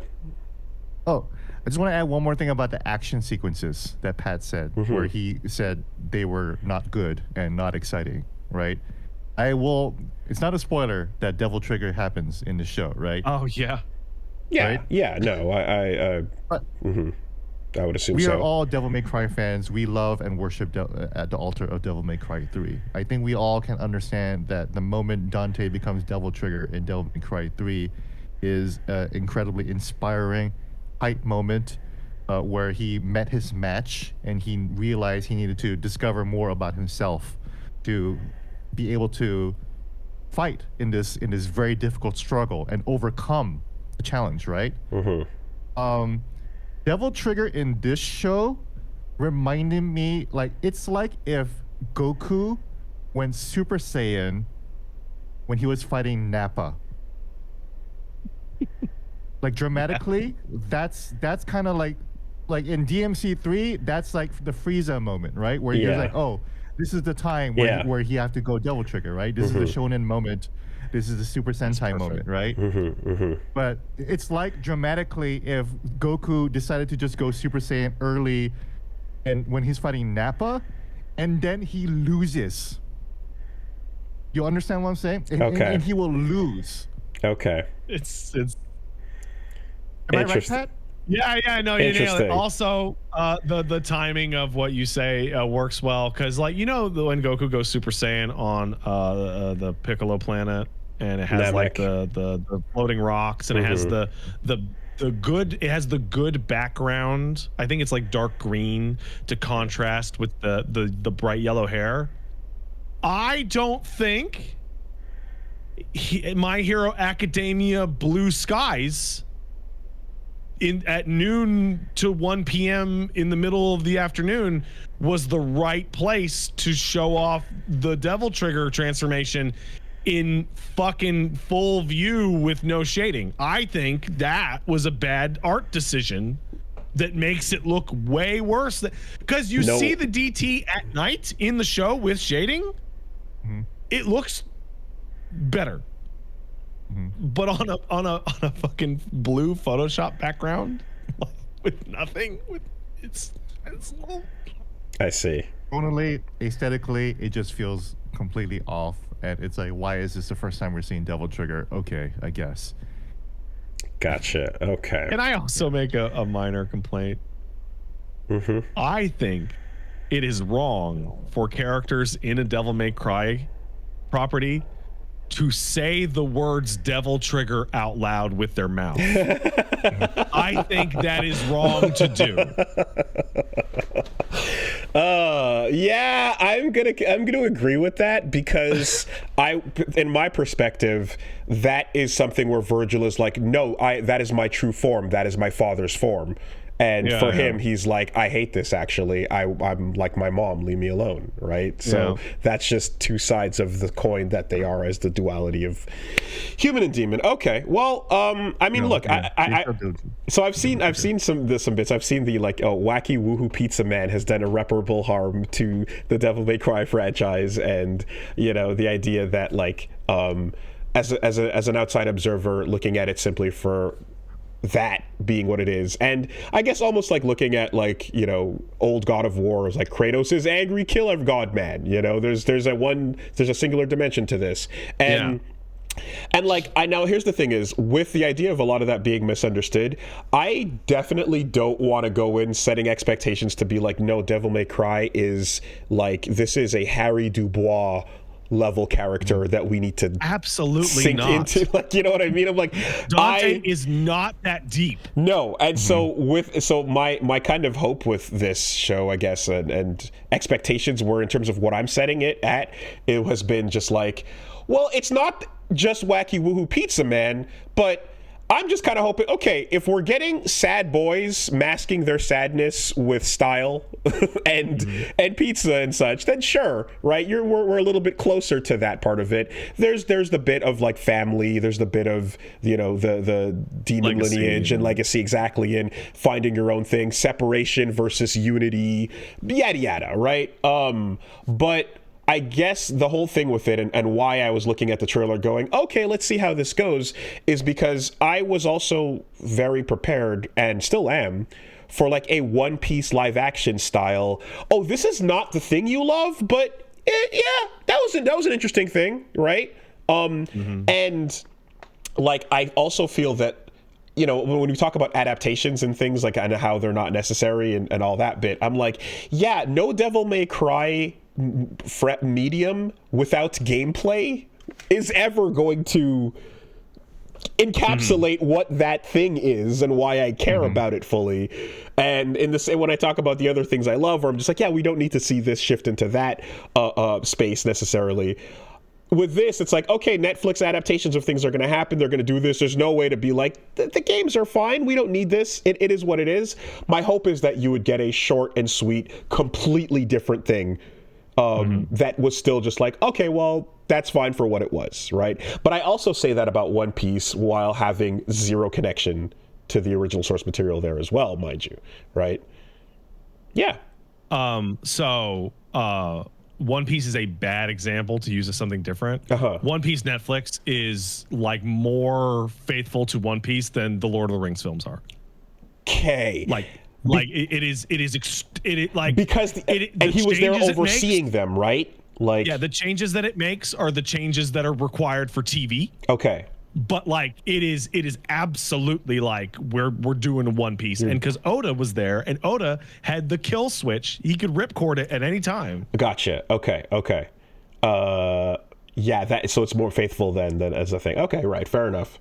I think it's closer to the Cowboy Bebop Netflix show, honestly. Well, yeah, I'm trying to think of an example of something perhaps that was like a short and sweet but different thing that was like, this is not at all what the source thing was, but in the end, for its own thing, I was like, yeah, that's fine. It's just a different thing over there, you know. But down to Faye Valentine saying, "Welcome to the ouch, motherfuckers." I'm gonna say something brave. Okay, here we go. This television show does not feel like Devil May Cry at all. I would say at all. This television show feels like it came out of the same writer's notebook that DMC Devil May Cry came out of. Sure. In tone, in characterization, in style. I did not ask the obvious question, but the obvious question remains in the air. I might even go further and say I think DMC Devil May Cry by Ninja Theory is a better written piece of work. You know what? Than the show. Because when I say that it is mean-spirited, wow. spoiler alert for DMC. When you think about mean-spirited in the original DMC game, you think about the moment... in DMC! Never surrender! Never surrender! My name is Dante. Right? Think about the sniper moment in DMC, right? And why that was mean-spirited and gross, right? Oof. But it also fed into the arc of Virgil becoming a scumbag. It fed into the narrative that, this guy Virgil, my brother, might not be a really good guy to align with. But when gross and mean things happen in Devil May Cry, the Netflix series, I feel like it's not necessary because we already know things about that character that is only getting worse now. Like the sniper moment gives a chance for Ninja Theory's Dante to go, "What the fuck is wrong with you? Holy shit!" Yeah. And that kind of just never happens. Okay. in the Netflix show. So I mean, you're describing Lady as like particularly detestable. Do you like Dante? Lady is a Hitler in this show. I'm so serious. It's so out of control.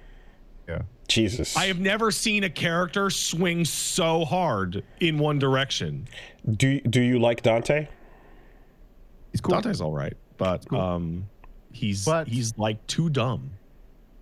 He's dumb, and there is a story change to him that drastically changes the dynamic of how he interacts with the world and the story. Can we talk about it? It's the second episode.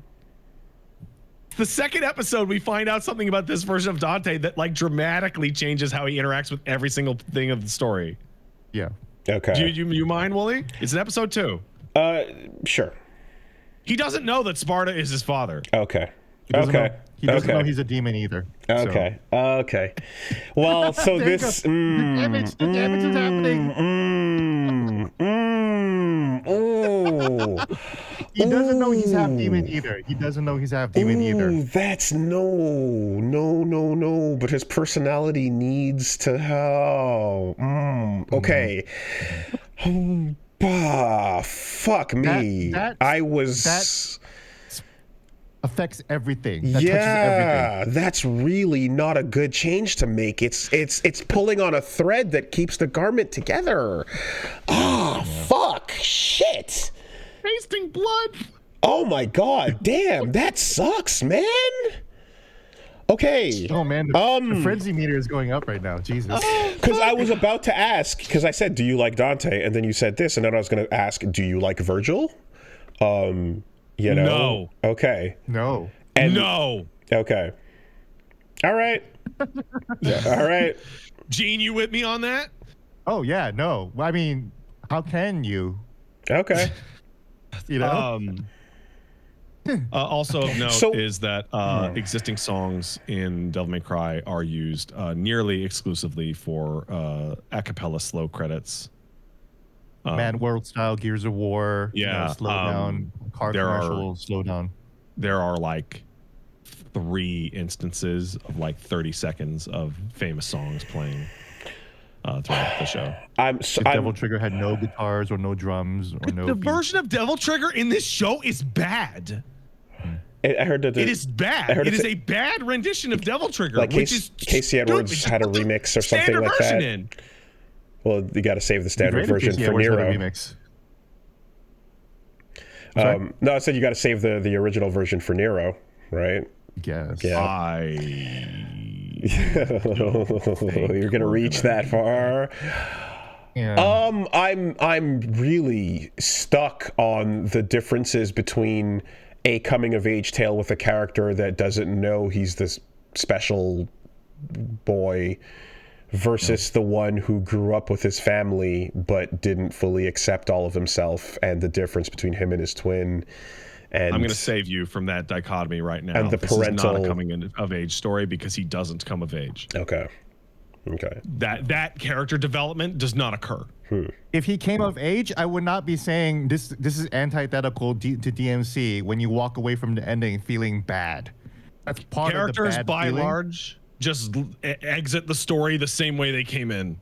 Yeah, that's part of the bad feeling. It's like, oh, nothing happened with that character. And the other part, well, I guess I shouldn't say too much because I'm still I'll see, but I guess I'm just thinking about how there's so much grounded in, obviously, like, you know, the lineage, the family, etc., how everything they are, they're the majority of their struggles, but then also how every other demon interfaces with Dante and Virgil is in relation to who the fuck their father was.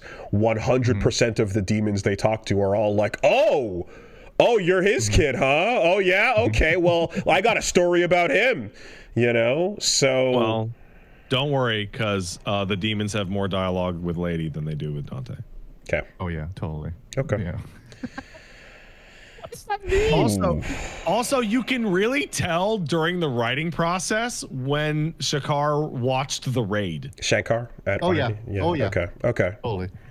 Yeah. Also, okay. This is my. I'm sorry, I keep botching his name. I'm not Adi, familiar with Adi it. Shankar. I'm sorry. I don't want to be Shankar. disrespectful. Yeah. This is my first exposure to Adi Shankar. Well, I watched the Castlevania show, right? But this is my first exposure to Adi Shankar as a person and as a personality. You know, he has that pinned tweet of him dressed as Dante. And if you notice, you know, and, you know, a good friend pointed this out, you look at his amulet, Sparta amulet, and it is not the Sparta amulet from the regular series. It is It's the DMC amulet, right? Yeah. Right. So that might be informative. That on top of, and we already kind of touched on, like, you know, how this show kind of touches on U.S. imperialism and la-di-da-la, and not to get too spoilery, but it does do that, right? It's hard to take that stuff and not see it as disingenuous when he, just a couple months ago, was attending the inauguration festivities for Donald Trump. Okay. And I'm not...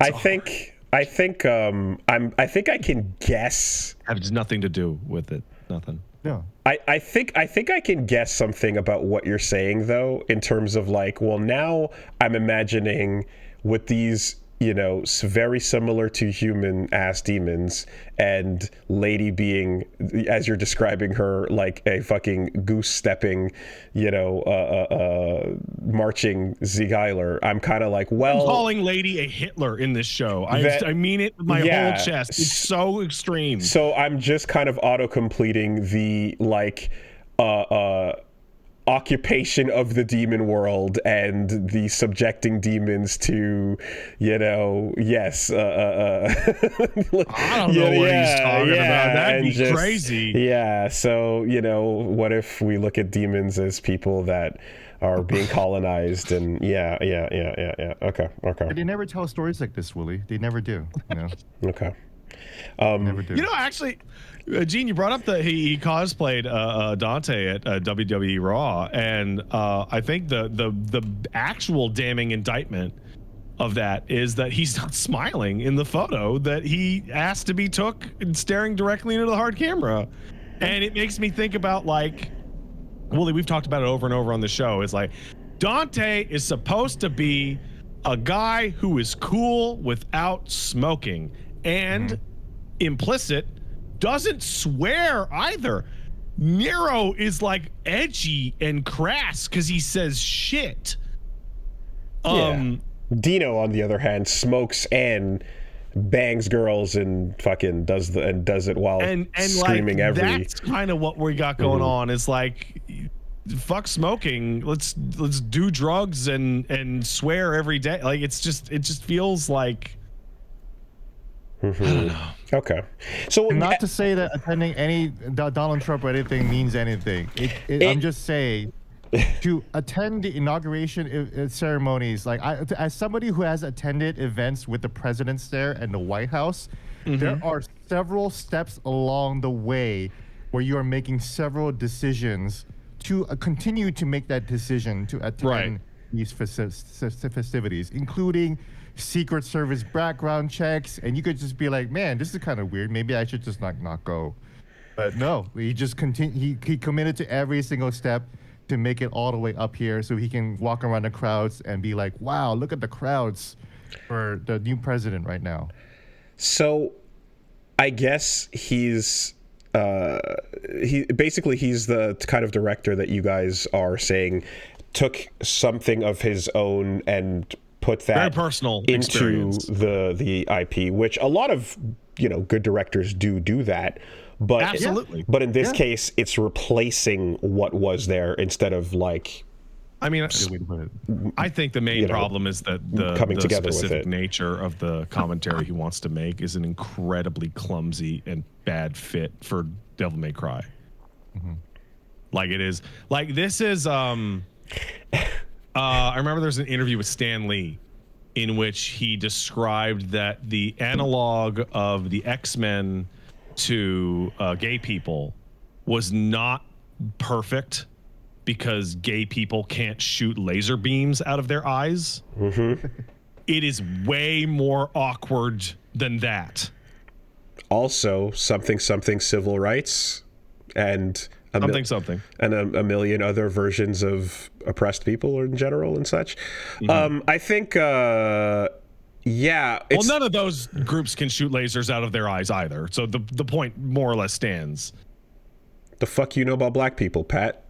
I know you can't. If you could shoot lasers out of your eyes, I would be in a crater somewhere 18, 19 years ago when you got sick of my shit and kicked me out of your house. Or you wouldn't have been freaked out when that guy broke into your house to play Guilty Gear because you could have just laser beamed him out the window. Well, he too was. That's true. He also had the. Yeah, that's true. It would have been a stalemate laser battle. Sometimes we got to save some shit and not tell y'all about everything. All right. The memo went around. Listen, the electric powers are super real, by the way. Yeah, that I haven't seen them, but I'll take your word for it. We absolutely conduct electricity. Just so you know, we wear yellow and we conduct electricity. Don't get it twisted. It's funny to think about this part where I kind of where you're describing, I guess the messaging and the personal story kind of put into this because. the stuff that was like catching our attention about DMC back in the day, just like cool action, you know, air combos, doing the style of game, having gameplay be as stylish as a really awesome cutscene be. It's become more and more regular to games to kind of like do the thing that Devil May Cry once was special for doing, right? Like you're now seeing Final Fantasy be like, yeah, we're going to do some of that, right? People have described for me, like they're like Kingdom Hearts at peak is doing some crazy character action stuff. And absolutely. And now we've got fucking, you know, you got your Zenless Zone Zeros, Genshin Impacts, and Grand Blue all kind of doing little bits there too. So that has been, you know, an interesting journey of watching things get more over the top with it.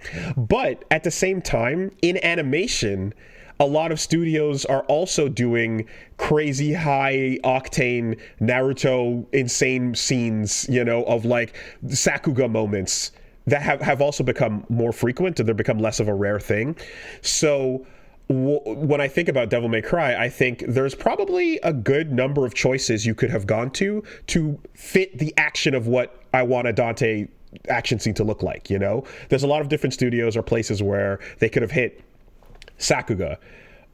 So it kind of makes it more almost important to be like, okay, these people could have done really cool choreography, but who's going to handle the rest of it?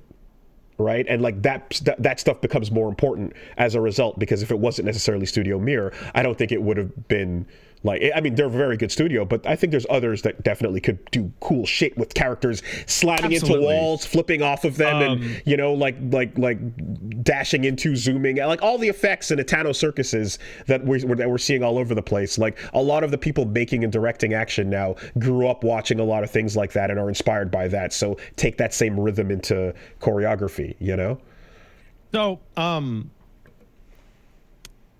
they're kind of in a bad spot with this, because whoever is going to be directing the action in the Devil May Cry series is having to compete with Yuji Shimomura, and that's hard because the guy who worked with Kitamura on fucking Versus and went on to direct the action cutscenes in Bayonetta and Devil May Cry and Death Stranding, like that's tough to reach.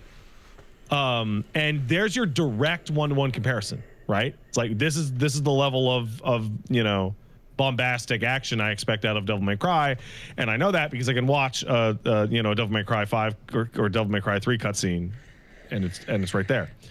On the other hand, you have Powerhouse Animation Studios, who worked on the Castlevania series.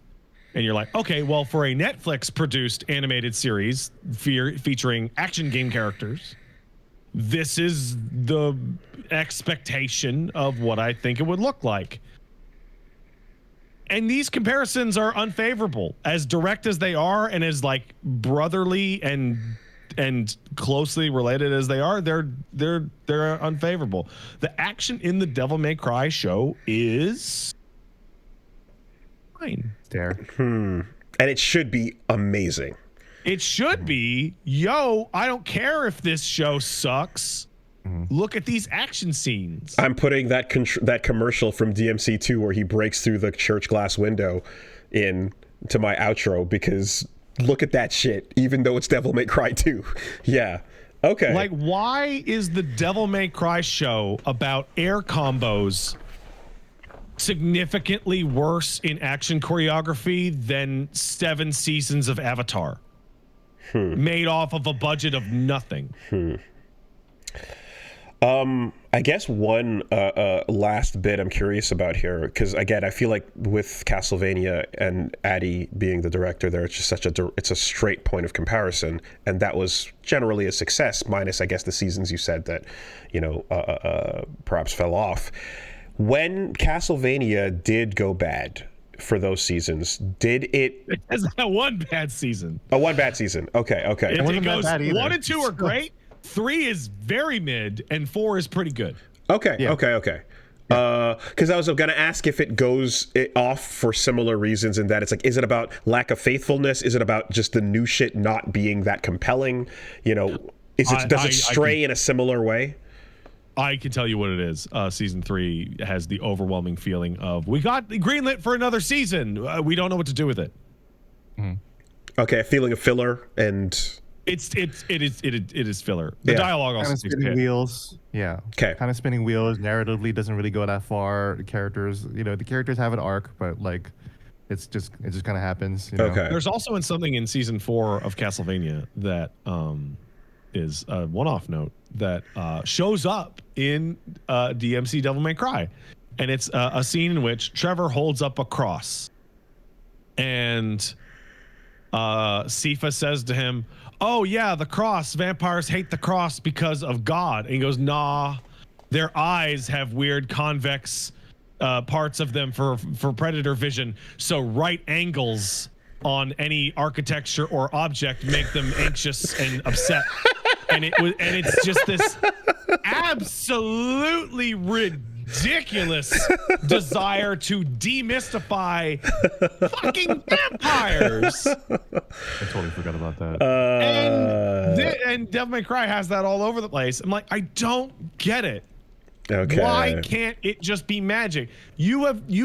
They spend probably 15 to 20 total minutes over the course of 8 episodes with exposition that only exists to tell you this isn't magic. It's not magic. It is science. It's not magic's not real.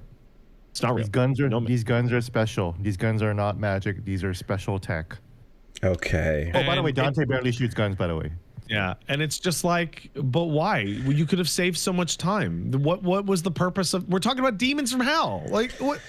Plasma's turning into. Oh man, you know what? Can I pull out a Plinkett-ism for this? Mm-hmm.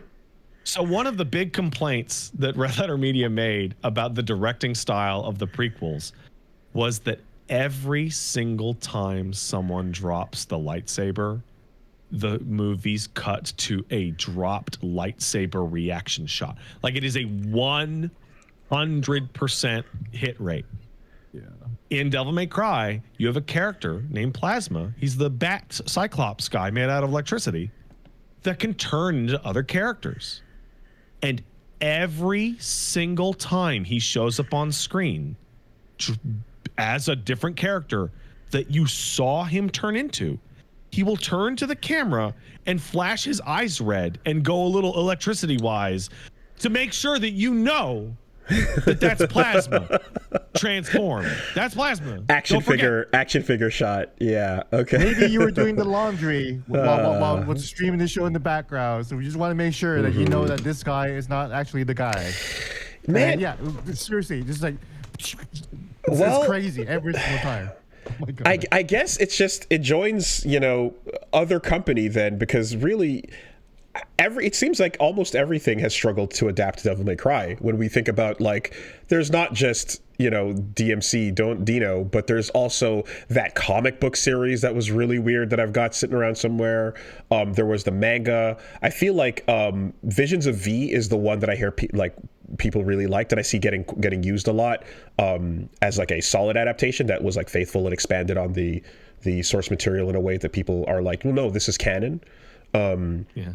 But just about every other version of it, I feel like, has just been like, oh my God, like the less we say about that, the better, So I think Devil May Cry has shown itself to be uniquely difficult to adapt.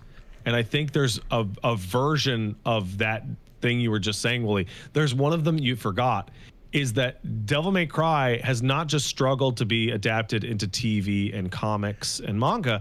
It has also struggled to be adapted into its own video game. Yeah. Different people. Yeah. It is a very specific team with a very specific, sincere vision. Mm-hmm.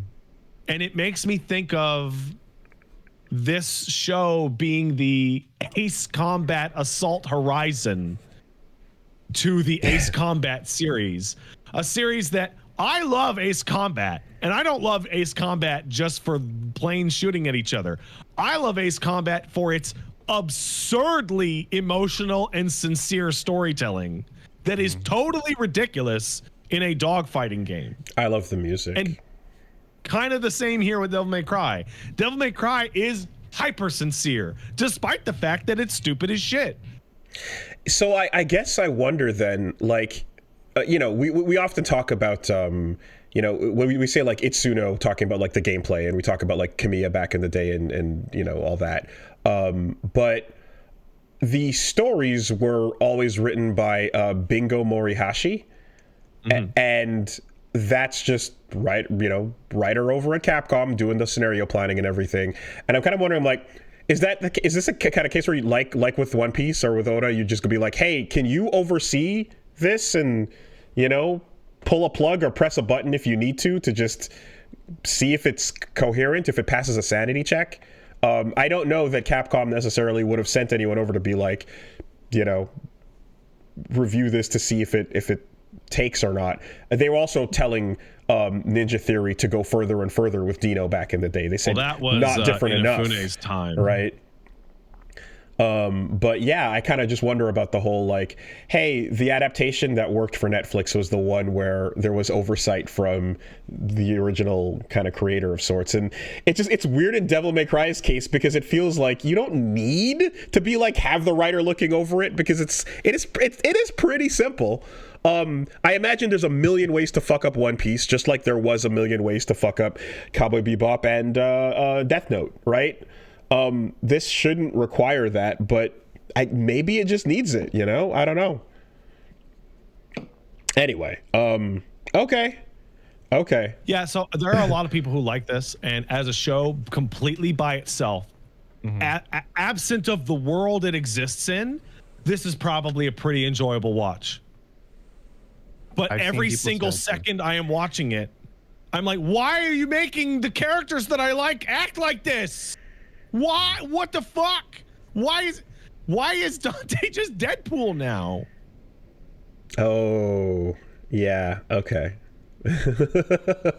Because combos, violence, action, and quips, Yeah, I'm right. trying to think of a character I can compare Lady to that not just say she's a Hitler in terms of like unlikableness and violence, and I am struggling. But I can see it, because it's like because she's always been dead serious and like angry and like kind of like Dante's like woo, and then she's like fuck you shot, and he's like haha, So I could just a dynamic, yeah. Exactly. But I could just see that like anger just like being like okay, and then we put Remember when a uniform she invented on, a new racial slur for Dante in Devil May Cry 3?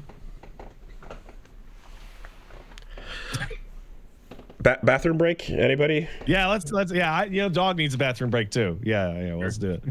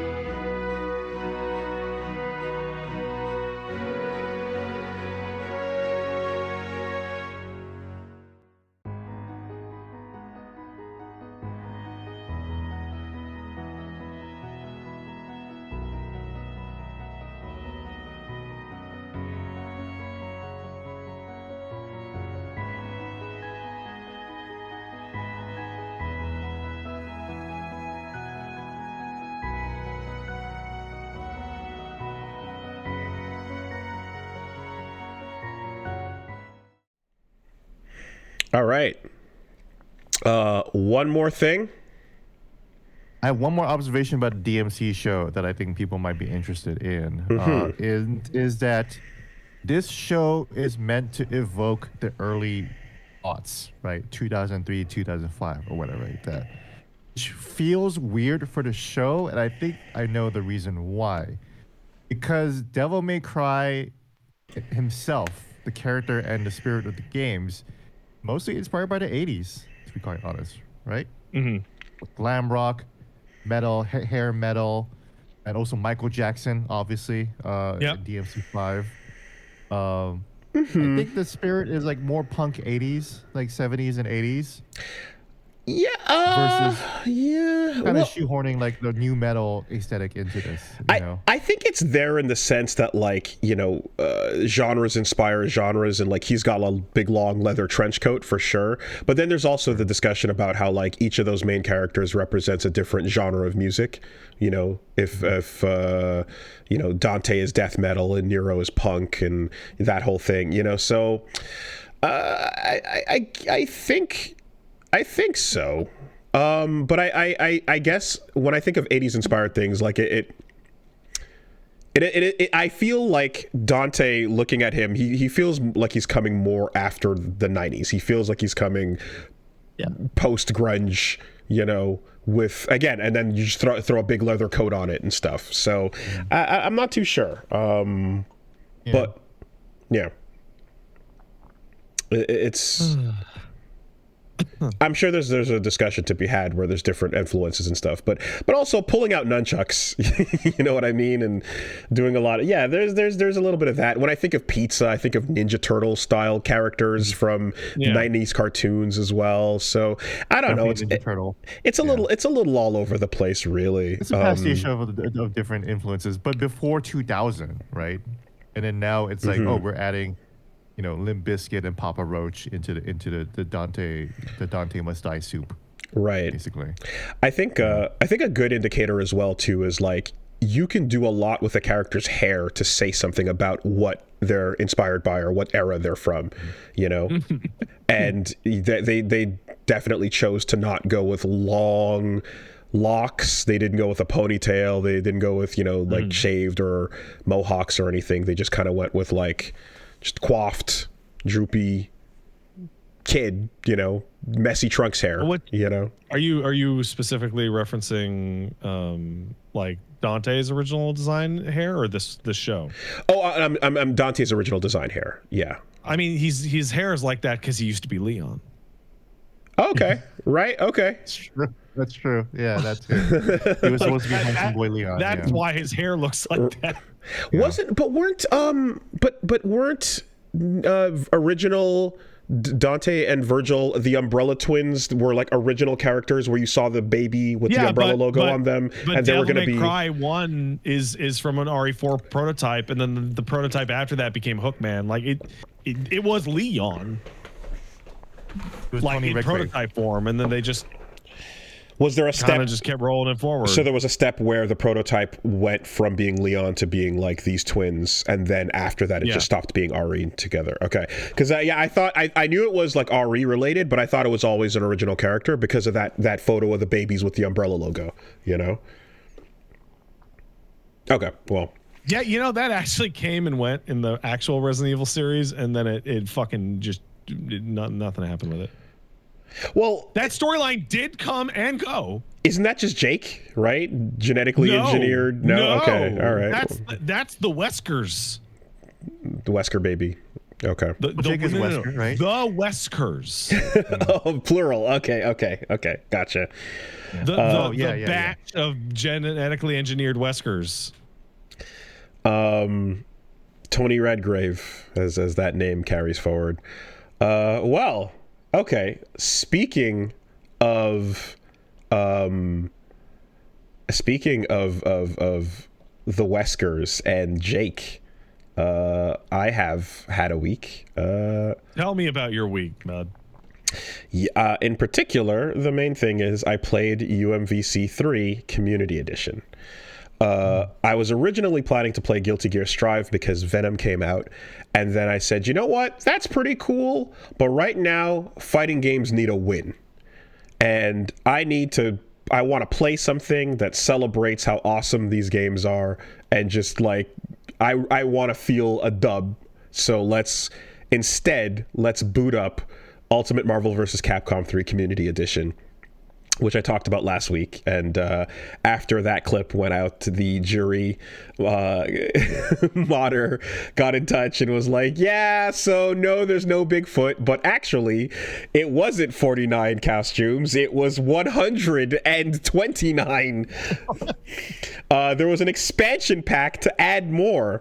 And the main reason why is because it's every single outfit from every game she's ever appeared in with every color.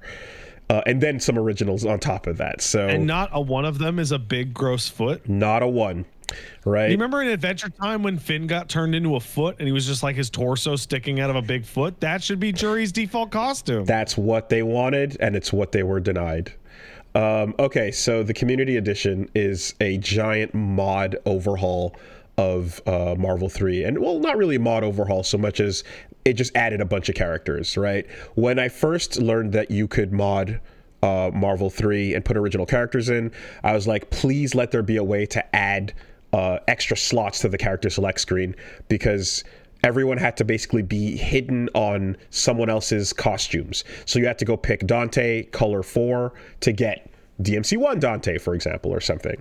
And they figured it out, you know, kind of like when Max put out the bounty for Infinite to be like, how do we get extra slots in? You know, they figured it out here too as well. And it's great because you can now scroll off screen and get these 68 extra characters.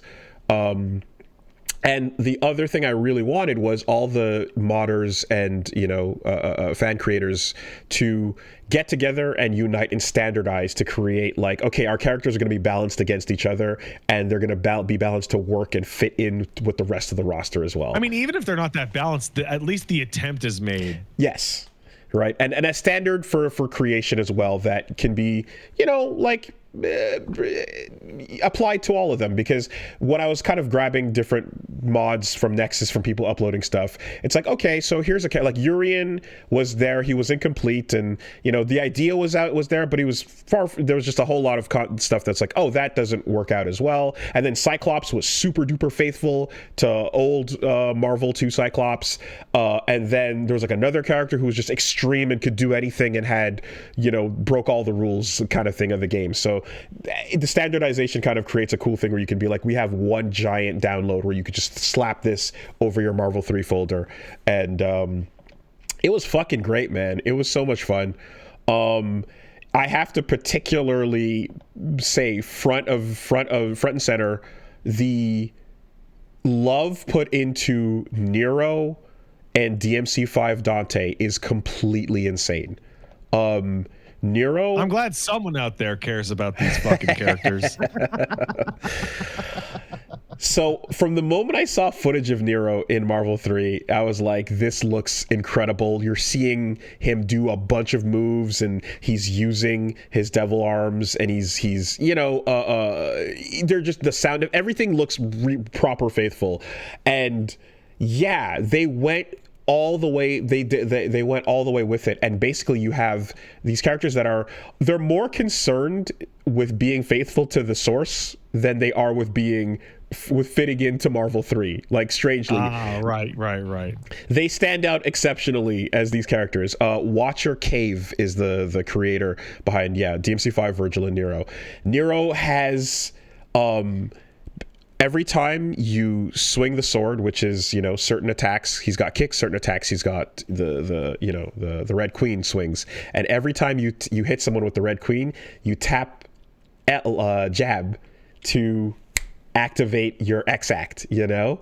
And so what you get is this really fun, just tapping buttons character where you're going LL, ML, HL, launch, you know? And you're getting that, like, with each hit, and it's so fun to just hit the buttons and rev up and do the whole thing. And like every move has the, you know, X-acted version So you have like the full second kit with all the flame versions on the moves and stuff. And of course, by having it ignited, you get better launches, you get wall bounces, you know, all the things you would hope for It's like Nero and Dante in their own game are like they're defined by having a skill ceiling that is infinite. Like there's no fucking top to it, right? Yes. So you're describing Nero to me having fucking EX act on his fucking normals. Like, oh my god, it's amazing. Who the fuck can play this character? It's so much fun. I loved it.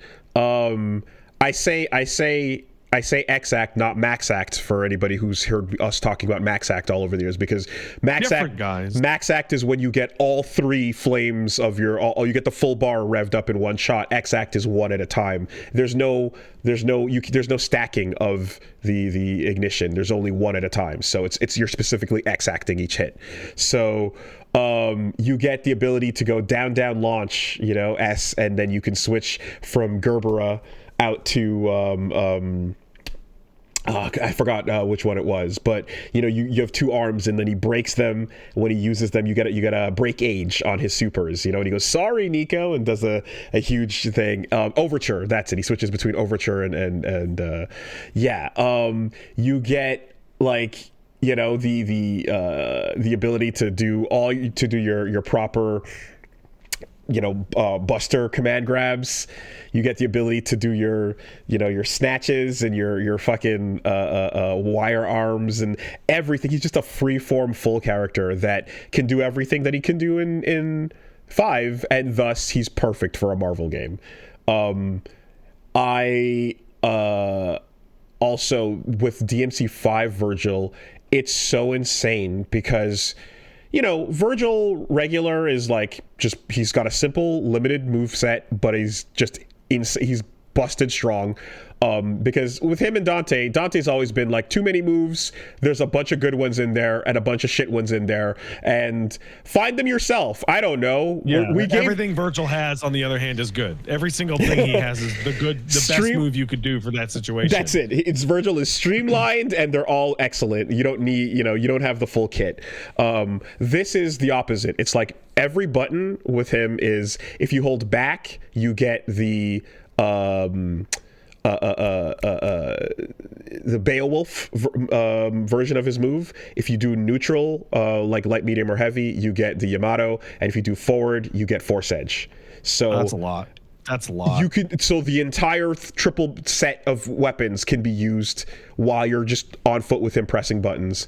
And then special wise, yeah, all of it. All 3 specials from each weapon, you know, the ground explosion, the giant psycho crusher, the, you know, judgment cut end, and then Devil Trigger for him is a level 3 special because he stays in it longer. And it's crazy. It's the full move set, you know.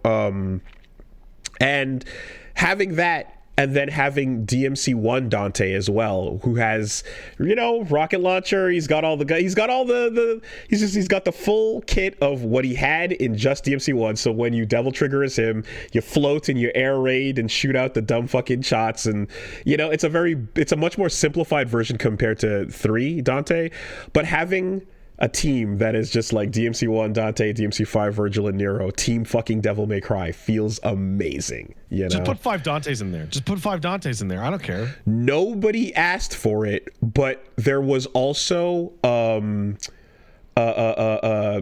fuck, god damn it. Where is my list? Jesus Christ. My brain is mush. I apologize. Gloria. Who is playable? Not Trish. Gloria. Not Trish. Whoa. And Gloria. For who? Gloria has low life. She's got like a half health bar. But basically does non-stop round trip combos, so always has pressure out on the screen, and is a way juiced up version of Trish that does the Gloria shit.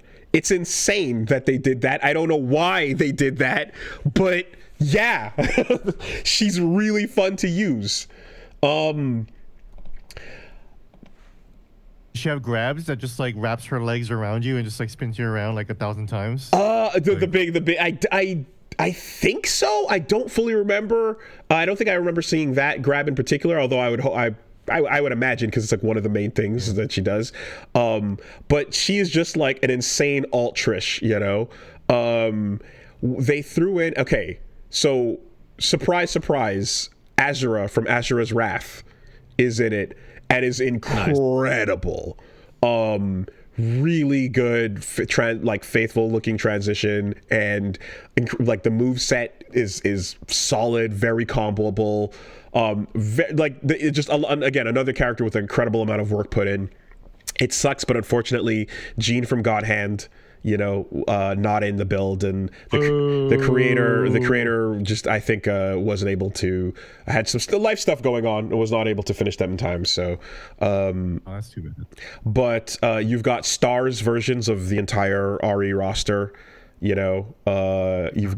You've got Hunk in there, and I hate how much I care about that. I like they had Chris in fucking Marvel, and it was the RE5 BSAA version, and I'm like, should be the fucking Stars version. Yeah, they got Stars Chris, Stars Wesker, Stars Jill, they got Hunk, and they got fucking Jake. And you know me, I'm like, yeah, show me that dude. You played as no, Jake, dude? Not at all. I remember it sucked. I remember you telling me about how much it sucked, and I'm like, it's the melee using guy in the shooter game. I want to know. Oh, it sucked. I want to, you know. And so yeah, he's doing like a bunch of Wesker's moves without the teleports, and he's just a plainer version of Wesker. But he does do the tiger uppercuts and the sweeps into kicks and stomps and chops. So he's there. Sherry's playable too. And then like going into some of the older characters like Colossus, Bison, Onslaught, Saki from Tatsunoko. They just put a bunch of older Capcom characters in that are just like perfect, like again 1-to-1. Captain Commando is insane because Captain Commando's never been in 3D, and here he is, perfect, doing all the poses, pulls out the guitar, becomes a cowboy when you taunt, and calls in the full Captain Commando force, you know, Baby Commando, Ginzu the Knife, Mac the Knife, you know, all of them are doing the whole thing. Yun in Marvel is insane because you're just dive kicking from the top of the screen at light speed. Like imagine, you know, when Zero does like a lightning loop downward, that's Yun dive kicking on top of you type of thing, you know. So yeah, it's just a lot of fun, and it's crazy because to be able to go hours and hours playing just not using any of the original roster once, you know, because you have an entire second roster off screen. Just a huge kudos to them for this incredible job. You know, Marvel Infinite and Beyond is definitely like a super fun new thing that looks different, and it takes a game that was struggling and, you know, makes it more fun, makes it look better and play better, and adds a whole bunch of stuff that are features beyond just the visual improvements and the new characters. This is just taking an already fine game, which is Marvel 3 is already fine, and just throwing a billion more characters into it, you know? Oh yeah, Krauser's there too, and you can do a bunch of knife shit with him, and he can like transform and do a bunch of blade arm stuff, and he's a big knife gun man, you know. He's got knife parries. You know. Yeah, and then for every one of those you get Shocker, fucking radioactive spider blood Shocker, who's just zapping you and punching the ground and being lame. A lot of fun with that. You know, the rival school characters showed up, Kyosuke and Batsu and Hinata. It's a whole lot of fun, you know. And then there's stuff where like they put the Thing in, and Thing is just a really well kind of fun thought out rock character that, you know, chunks up and it's clobbering time. He does little rock rolling blanket balls at you and punches the ground. He's just like a fun kid. They thought of some really fun ideas for him. It was great. It was great. I really hope that people at events and stuff are down to like run some Marvel Community Edition tournaments, you know, from time to time and stuff. Shout outs to, you know, Heafnoff, a name that you and I both know. Oh yeah, the guy who shows up in our streams and beats the absolute fucking shit out of us. Yeah, Heath is real, and Heath made Strider 2099 for this game. So Oh shit, really? Yeah. Oh man, good for you, man. yeah, Heath made there's a Strider that looks and plays like the Strider game that came out not too long ago, 2017, I think, or no, way before that. What am I talking about? Anyway, so yeah, good stuff there. That's pretty much it. I just wanted to shout that game out, and again, Signal Poos, go grab it. It's up on Nexus Mods.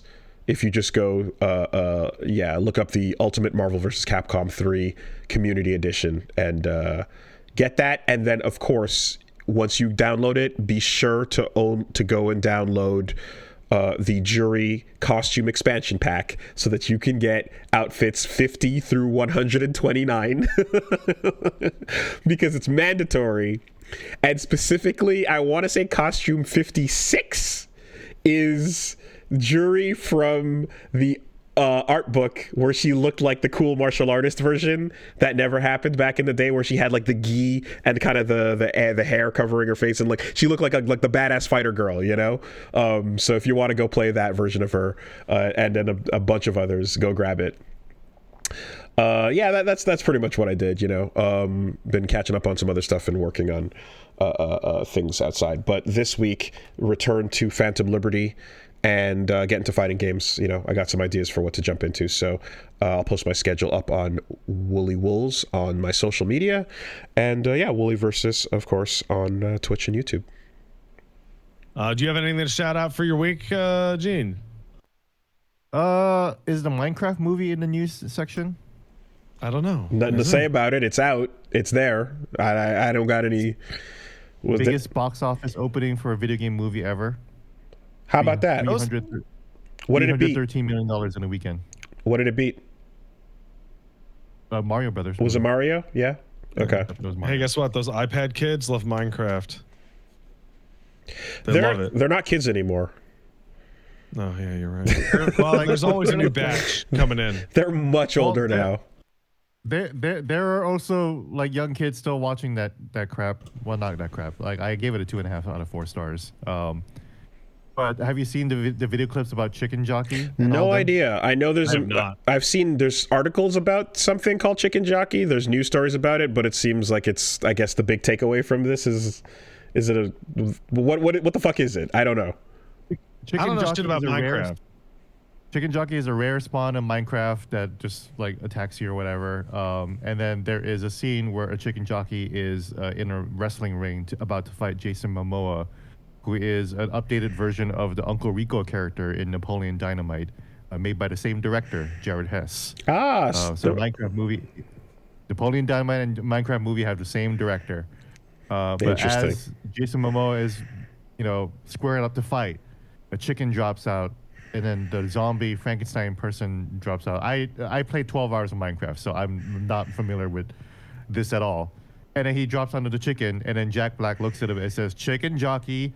And then there are numerous clips of people like doing backflips, throwing food at the theater, doing handstands, and just screaming their eyes off when he says Chicken Jockey. Oh, because enough to explain this to me. Because it is louder than when Sam said "on your left" or "to your left" at the end of Avengers Endgame, and I was there too. Okay. It's reference was made. Yes. He said the thing. On your left wasn't the pop in my theater. It was assemble. That was the. And I'm not going to sit here and pretend I wasn't making that noise either. God damn it. You're on there. I was absolutely making that noise as well. Don't front. And I was there, and I was present, and I was also yelling. But then when Chicken Jockey happened, I was definitely a 43-year-old man sitting in a theater being surrounded by screaming children. And I saw it in a media preview, and I was like, this movie is going to be huge. This is going to be the biggest movie ever. And then so when the Washington Post asked me, do you think we should put Minecraft movie on the cover? You think it's going to be big? I was like, you should definitely put this on the cover. I watched this movie. This movie is going to crush it in the theaters, and it sure is now. The impression I get is that like the Minecraft kids have gotten a lot older, but like there's that new generation always kind of coming in. There's a new generation always coming in. The broccoli hair has set in roots, right? Yeah. And this is one of those things that it's like, okay, people going to see that now that are like older. Almost like I don't know what the equivalent for us would be, but either way, like there's an older generation of people all excited that are going that used to be the Minecraft kids, and because it's a kids movie, you also have a bunch of kids that are just like, oh shit, this thing, and like it can, reinvigorate itself and continue to be even bigger. Because I feel as if Minecraft in the background has continued to be massive, but there's definitely less of it being discussed as much out there, because I hear, I have a niece and nephew that just talk about Roblox, and then a bunch of older kids that are... That movie is going to, like, destroy society. That's pretty much where we're at right now. And then a bunch of kids that are also, like, more Fortnite kids than anything that weren't as in. But... I don't know if that's the case, or if it's just like Minecraft has been an upwards arrow the entire time and it's just never stopped, It's hard to tell because I don't know. I'm too old. I am asking a question. I am not making an assumption. As dad here, I have a dad perspective despite not playing Minecraft. I'd feel totally chill giving a 3 or 4 year old Minecraft because it's fucking digital Legos. So I assume that has just been going on in the background the whole time. It is taught in schools. Mm-hmm. There is Minecraft Education edition. So and also do have it. I'm not going to let my child play fucking Roblox because that shit's where fucking creepazoids live. But you can play with your block game and build a spaceship. Yeah, I think so kind of what makes me, well, whoopsie doodle, sorry about that. I think what kind of makes me think about it when I used to see it more, because what would pop up is just randomly scrolling Reddit, you would see like someone has created the library with all this knowledge that people can connect to and go to. Someone has created Pokemon inside of Minecraft, and this was like years and years, like 10 years ago or so, right? And you'd kind of see these random things of like massive insane moments and massive insane creations. You'd see a lot of YouTube creators as well, like their stuff would just be popping up more in the algorithm without you even looking up Minecraft necessarily. I remember I got contacted to do I think it was like 1 block per day or something. I forgot the name of the channel, but I jumped into that. I did a Minecraft thing and like placed a block, and this was again many years ago, and a lot of that would just enter my periphery without me necessarily looking for it, versus now where that doesn't happen as much. So I can understand if my perspective is super old, boomer wrong, but I'm just, it is, that's what we're old and shit now. That's what I'm kind of saying is like, this is what I've seen less of. So I'm not sure where it's actually at, I'm there. I'm right there with you. I'm just as clueless as I've had the same touch points of like, oh my god, someone made a computer inside Minecraft, and that was like 8 years ago. Okay. Well, yeah. So I remember my interest and amazement at videos of I recreated the Starship Enterprise in Minecraft, completely cratered when someone mentioned to me, "Oh yeah, no, there's an import tool." And I'm like, what do you mean? Oh, there's a tool you can use to import like 3D models into Minecraft, and it'll just auto build them. I'm like, oh, okay. In all right, in voxel looking format. Yeah. Wow. Holy shit. But also, well, that's cool, but I guess it makes imported things less impressive than the hand-built, perfect. Oh, it sure does. Architectural marvels that I've seen. It sure does, buddy. Because when you want to talk about just like autism superpowers, right? The ability to fucking just do in Minecraft what architects accomplish over insane amounts of time is incredible. And like importing it and just fucking going, hey, there it is like, oh well, you shortcutted that. That's not as impressive. Damn it. What Jack Black does as Steve in Minecraft. Garrett Garrison, Jason Momoa's character, is a 1989 Gamer of the Year, and he has mentally never left that. is still there. Is that why he's dressed that way? That's why he's dressed that way, because he runs a retro game shop in Idaho or wherever the hell this movie takes place. Oh, I've met that guy. That guy's a real guy. Jason He's Momoa? an archetype of a real guy. Yeah. You've met guy. Jason Momoa? Yeah. No. Okay, The guy okay. that Gene is describing. Okay. Trapped a man at a time, just trapped in that era or whatever. And then so him and the kid Henry and Henry's sister and the real estate agent are all isekai'd into the Minecraft world. That's literally it. Was it enjoyable, or was it just? It is a bad movie. It is. I was checking my clock to see when it was over, but then stuff like Chicken Jockey or Flint and Steel, or and every once in a while an occasional joke would really hit. There's an early joke where Henry, the little kid, the little boy, they're in a new town, so he's in a new school, and then he blew something up at school because he's so creative and he's a scientist or whatever. So he blew something up at school and he's in trouble. But he met Jason Momoa's character like 5 minutes earlier, and then he's like, I need an adult. Jason Momoa is the only adult I know, so he calls Jason Momoa and says, hey, can you come to my school and pretend to be my uncle or something? And then Jason Momoa replies, no, I don't do that kind of stuff anymore. What does that mean? And I laughed. It's a weird, because he's a weird old guy hanging out in schools. Okay. You know? Yeah. Well, I guess the hope is like, hey, Sonic and Mario were pretty fun, regardless as adaptations, and still got to see most of those. Yeah, it's like, yeah, that's there that was enjoyable. And it's like, okay, well, I do. Also points out there's a glider scene where Jack Black and Jason Momoa are basically doing a 69 where they're flying through the air. So yeah, dude, that's funny. Yeah. Did they know the cameras were rolling? Yeah, it's all blue screen, green screen in there. So, and also Jennifer Coolidge has a whole side story, and as you're watching that, I'm thinking, how brave and awesome would it have been if you just got rid of all this shit and it was just a Minecraft movie starring Jennifer Coolidge? Oh, that would have been way better. That would have been so much cooler.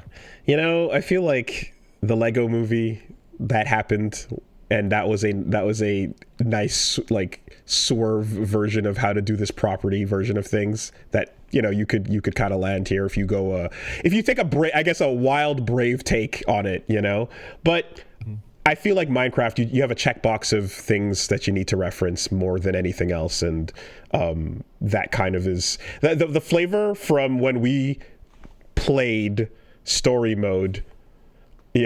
Was even though that was a podcast and we were just eyeballing it in the background, it felt like it's like, okay, you got to run through the things, you got to show the pigs and the creepers and the enemies people. and the dragon checkbox of things, and it doesn't necessarily matter outside of that context. Creepers, wow. It's just a lot of the movie is Jack Black saying a thing in the Minecraft world. Flint and Steel, Pink House. Mm-hmm. That is the right actor to pick for that. Mm-hmm. Yeah, he's just saying things in the Minecraft world, so the kids will do a backflip in the theater. So now, are you telling me that in the Minecraft movie, Jack Black plays the role of the child's iPad? Just flashing lights and stimulation. Don't learn how to sit still at a restaurant. Top tier Smash Ultimate character, Steve. Yeah, it's okay. It's not a Mario. It's not a Sonic. It's a Jumanji. Yeah. Okay. Well, there you go. There you go. I mean, it's literally the guy, right? So sure. Yeah. Okay. Mm.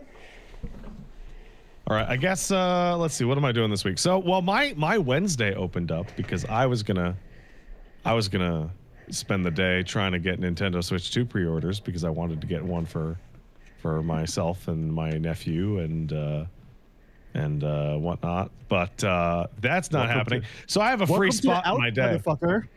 What's that? Welcome to the ouch, motherfucker. Yeah, fucking. As Faye Valentine from Cowboy Bebop would say. Why you gotta do that to me? So I got a free spot. I'm not sure what I'll fill it with. But right now, the plans for my channel this week, I'm going to do more Rise. We're going to probably break into Master Rank. Me and Paige are going to play Split Fiction again on Friday. And on Saturday, I'm starting much earlier. I'm starting around noon Pacific. because I have 5 games that I'm embargoed on right now, and they all came into my inbox simultaneously, and I can't talk about most of them. So I'm going to just take a quick look at all 5 of them on Saturday. That's a lot. It is. It sure is. So I'm starting at noon. Okay. They're cool looking. I just can't talk about half of them. They're embargoed. That's over at twitch.tv/PatStaresAt. All right. Also, Gene, let's do some mid episode plugs for you as well, because asking people to wait to hour 5 to be like, hey, where to check you out is stupid. Oh yeah, you can check out me on linktree/gene.meme. You can see all my links there, including my Washington Post page, where you can see all my Switch 2 coverage, my hands-on impressions of all the games we basically talked about, and my Minecraft movie review. Hell yeah. Which is getting a lot of hits because a lot of people are wanting to watch that movie. So. And your Doug Bowser interview, which I believe, to paraphrase, you kicked the door down and went, "Yo, Doug, what the fuck?" And that was kind of how that went. No, pretty much. Not quite. Okay, all right. Well, I was like, I was just like, why is this $80? That's pretty much where how the conversation went. So, but yes, cool. Doug Bowser, lots of busy week, and I also have a game that I'm working on that is embargoed, but lots of other stuff I'm working on, and I can't wait to talk about someday. Okay, let's take a quick. Thank you so much for having me on. As always, CSB News, my favorite games journalism platform. You have Switch 2 and Devil May Cry opinions. You are welcome. You're always welcome. This is probably the premier podcast for a conversation about Devil May Cry show, and I'm very excited to watch it. It probably is. Yeah, it probably is, and then we're gonna get a whole part 2 once you watch it. Oh yeah, next week's gonna be fucking lit. I love it. And that'll so be great because I excited. can just like listen and watch to it instead of being here. So I'm excited for that as a fan. See, but if I was a journalist, I would have done my obligation and made sure to have watched it by this week. But I said, nah. You were doing other journalist things. That's why. Oh my God. I was. See, when duty calls because you have to report, I'm like, yeah, I'll let you know, right? So no, the beat was covered. Pat and I both watched it. Okay. You knew I was going to walk in here. Someone. You knew I was going to walk in here as somebody who would watch it. You knew Gene watched it, so you provided the extra helpful neutral observer point of view. Yes. That's what I've been doing for 13 years now. Have you noticed? Have you noticed that I'm question guy? They're like, really? Teach me more about everything. I don't know how anything works. I have a lot of questions. Is Fortnite safe? Yo, so I don't these know. survival horror games, you say, huh? Yeah. Huh. Zapping system. Okay. All right. Let's take a quick word from our sponsors. I love our sponsors. This week, the podcast, well, let me just make sure that it's this week. Yes, it is in fact this week. Yes, do that. That's important. The podcast is sponsored by Raycon. That is your solution to getting wireless everyday earbuds, convenient and long-lasting, and just getting all the wireless garbage, bad headphones that are just keeping you tethered out of your life, you know?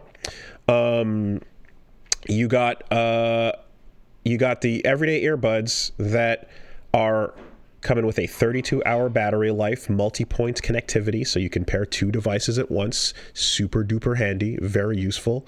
You can take your calls and connect to whatever other device at the same time. And yeah, that is also coming with a quick charge function, so 10 minutes of charging yields 90 minutes of battery. Active noise cancellation, so you can cut out the background noise. Punch Mom's wearing them right now and can't hear me talking shit about her up here. So you would never. And of course, you're talking about them starting at half the price of other premium audio brands. So, yeah, I particularly enjoy using them when I'm hitting the pads doing some boxing. It's nice to be able to have them fit in and not worry about them falling out. Staying snug is crucial. And for a long time, I was also very like, I want to make sure that anything that goes in my ear, like, feels comfortable. I used to be very particular about that. And when they're not a snug fit, that's always annoying. It sucks to be like, where'd it go? I just felt it drop out. Or when was that? Did it bounce under the super hard to reach cabinet? So yeah, check them out. You got a 30-day happiness guarantee return policy, no questions asked. So go to buyraycon.com/superbeast to get 20% off site-wide. Right now, Raycon's offering up to 20% off site-wide when you go to buyraycon.com/superbeast. One more time, that's buyraycon.com/superbeast. Thank you, Raycon. Thanks, Raycon. This week, the podcast is sponsored by Mando. That is your deodorant that does more than just the underarms. It covers a whole lot, in fact. Yeah, you got deodorant in particular has always been very restrictive and limited. You've got the bar that kind of covers one area, and that's all there is to it. But Mando's got whole body deodorant, and I find that's really useful, especially to have it be long-lasting, because you get it in, like, for example, the cream form. So sometimes you want to access areas that there's other folds that us big boys have that need attention and care, and that you want to be concerned about. So, you hop out the shower, you dry yourself off, and then you get some under the arms. But then there's other crevices, If you know what I'm talking about, hang in there, fight the good fight. And yes, that's not the only kind as well.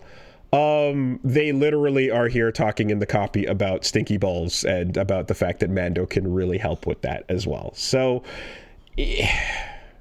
what I'm saying what I'm hearing rather, is that they came to our podcast and they're like, have we got a product for your audience? I mean, listen, the implication here is if you hear this and you sat down and you smelt yourself upon sitting down, there's a couple extra steps you should be taking, and you want to consider as well, perhaps, taking a look at Mando and the various different kinds of deodorant, the whole body deodorant in particular, the most useful one for me.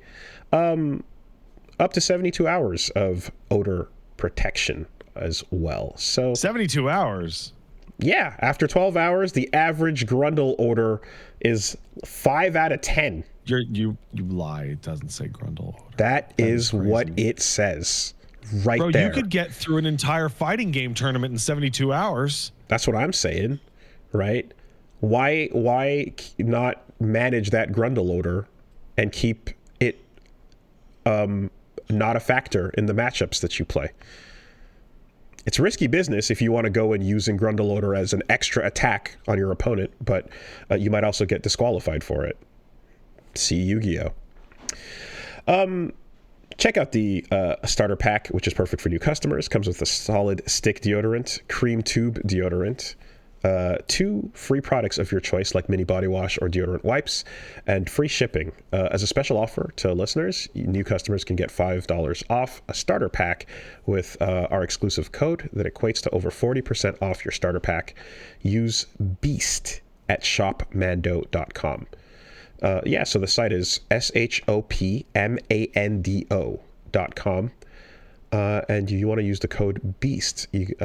Support our show. Tell them we sent you. Smell fresher, stay drier, and boost your confidence from head to toe with Mando. Thank you, Mando. Thank you, Mando.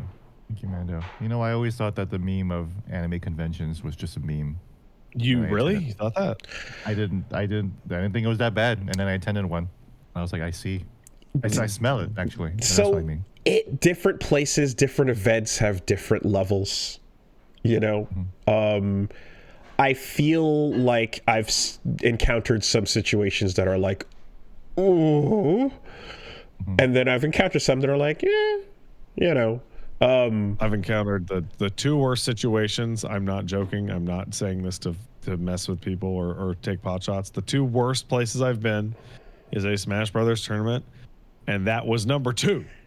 The worst place I've ever been is inside a Games Workshop. Games Workshop, right. That is top shelf, absolutely by far, not even close. Yeah.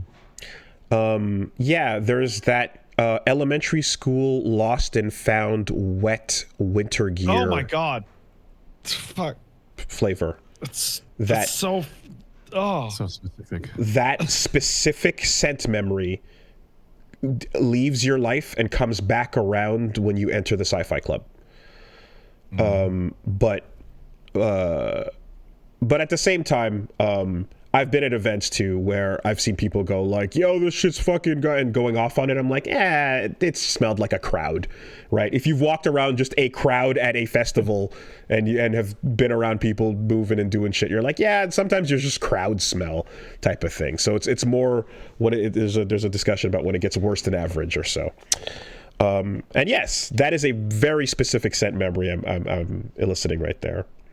That description caused a twinge in my eyebrows that I'm feeling a headache coming on, so I had to take my pills. That was too intense of a memory. This week, the podcast is sponsored by Shopify. That is your location for if you're starting up your online business and you want to get a checkout and you want to figure out how to expand your basic idea of selling something from the beginning to getting to your millionth sale, for example. Shopify can help you with that. They've got the #1 checkout online. They've got Shop Pay, which helps boost conversions and sales for you. They're behind a lot of the successful brands like Alo, Allbirds, and Skims. And you are able to be as incompetent as we are and be like, I don't know how to get you a shirt. I don't know how to sell that, but I think that's a cool idea. They can help you take it from concept to reality. And then once you want to get that hooked up to your social media platforms, to anywhere on your websites, to your channels, whatever you want to connect it to, Shopify is able to do that. The Shop app in particular is very useful for a lot of deliveries. In fact, I tracked one that popped up just now that I saw came to the door. So it's nice to have that all in one place too. Check them out as the commerce platform that'll grow with you and is ready to sell wherever your internet shop is selling. Upgrade your business now. Get the same checkout that we use. Sign up for your $1 per month trial at shopify.com/superbeast, all lowercase. That's shopify.com/superbeast to upgrade your selling today. One more time, shopify.com/superbeast. Thank you, Shopify. Thanks, Shopify.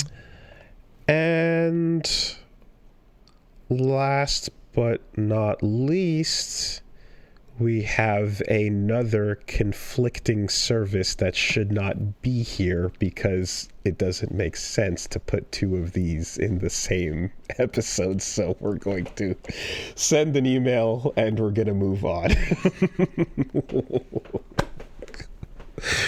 Funny, that's crazy. Wow. Guys, come on, guys. Wow. I know. Come on. All right.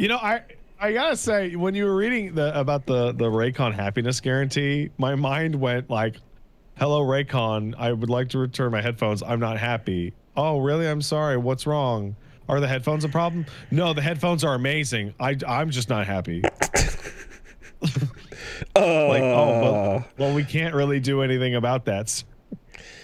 Yeah. Okay. So anyway, I guess into what else is going on this week. We touched on a lot of Switch news, of course, up top in the episode. But one of the things that, what happened was there was a story going around that someone contacted a UK support rep for Nintendo, and the rep told them that physical games like that are getting Switch 2 editions like Breath of the Wild and Kirby and Metroid Prime 4 will contain a download code and a physical Switch 1 cart as a part of the packaging, which sounded baffling and confusing. I mean, certainly that's weird.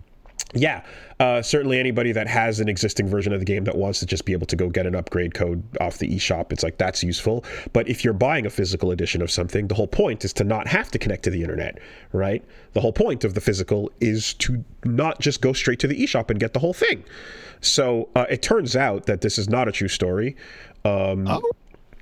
Yeah, it got shared around pretty far, and some sites were publishing it. But then some people just emailed Nintendo directly and said, "Hey, is this true?" And they replied, "No, the boxes will contain a one cartridge cart that has the full thing on it, as you would expect, as a Switch 2 cart." So much misinformation about a Switch 2 these days. It's crazy. Weirdly so, strangely so. But I think it's a new Nintendo console, so like the attention getters, everyone's and the weird uncles are coming out to talk. Exactly. That's the best way to put it, right? Everyone's the uncles that work at Nintendo all have things to say.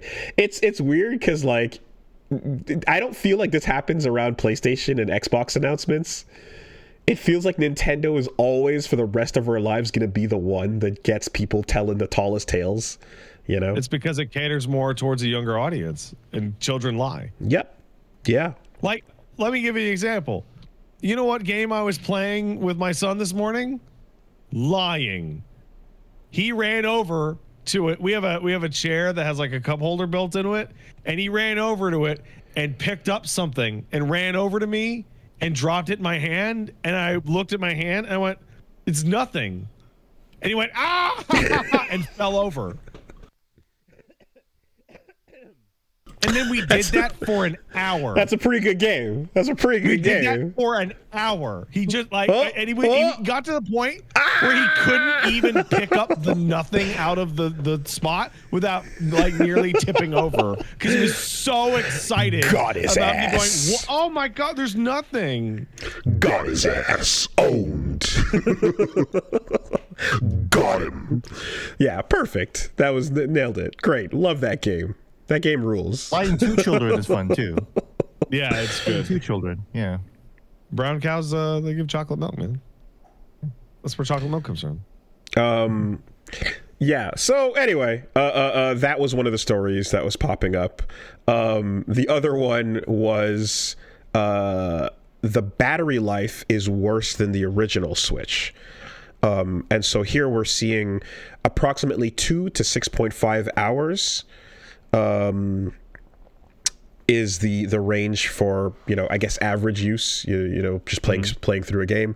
And then for the original Switch, OLED had 4.5 to 9.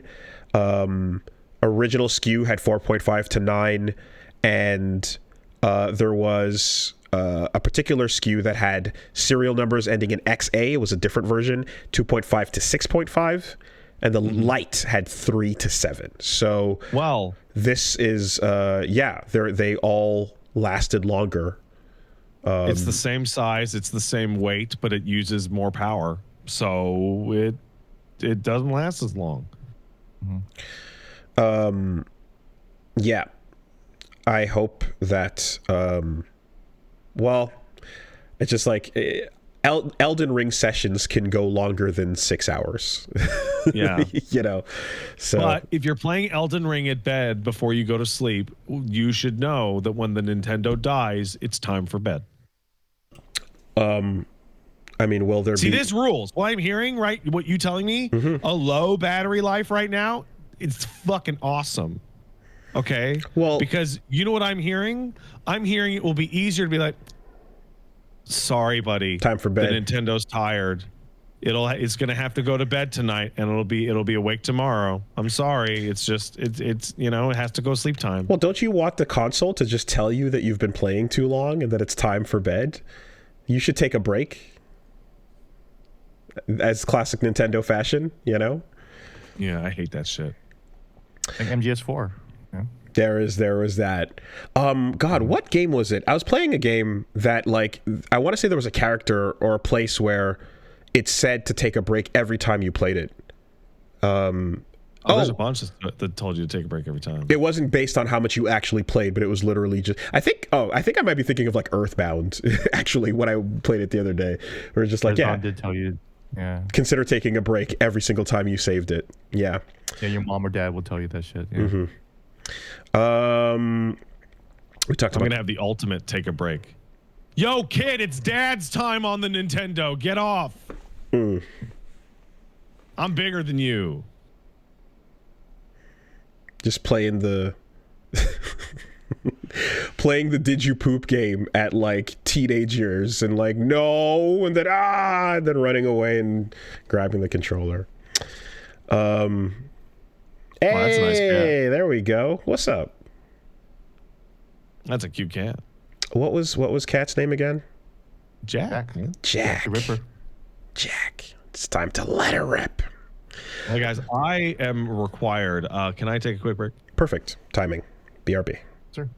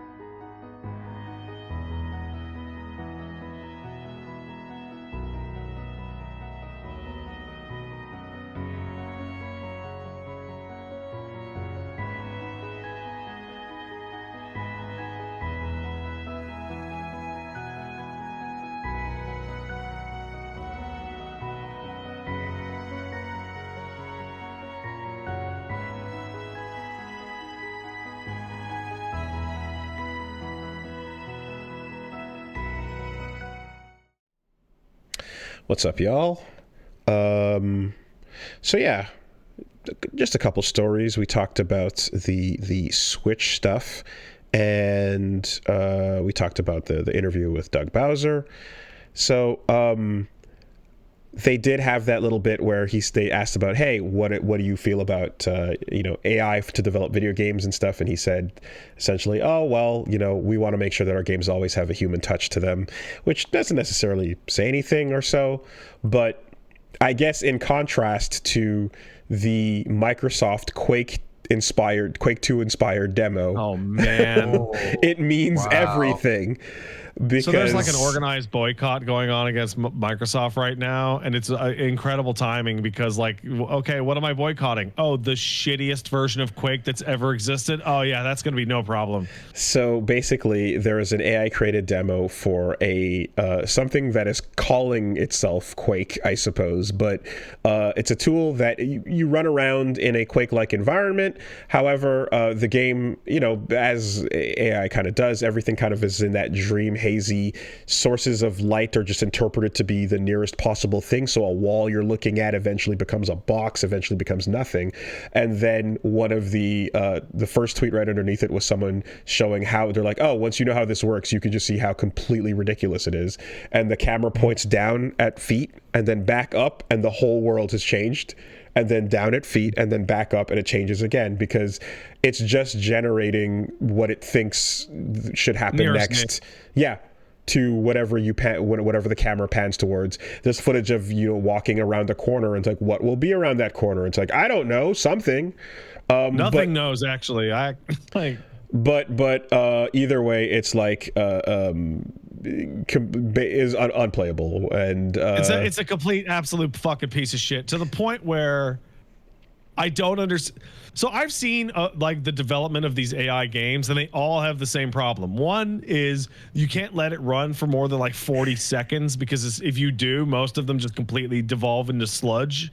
This one can run for longer than 30 seconds, but it runs like shit, and there's no continuity of anything.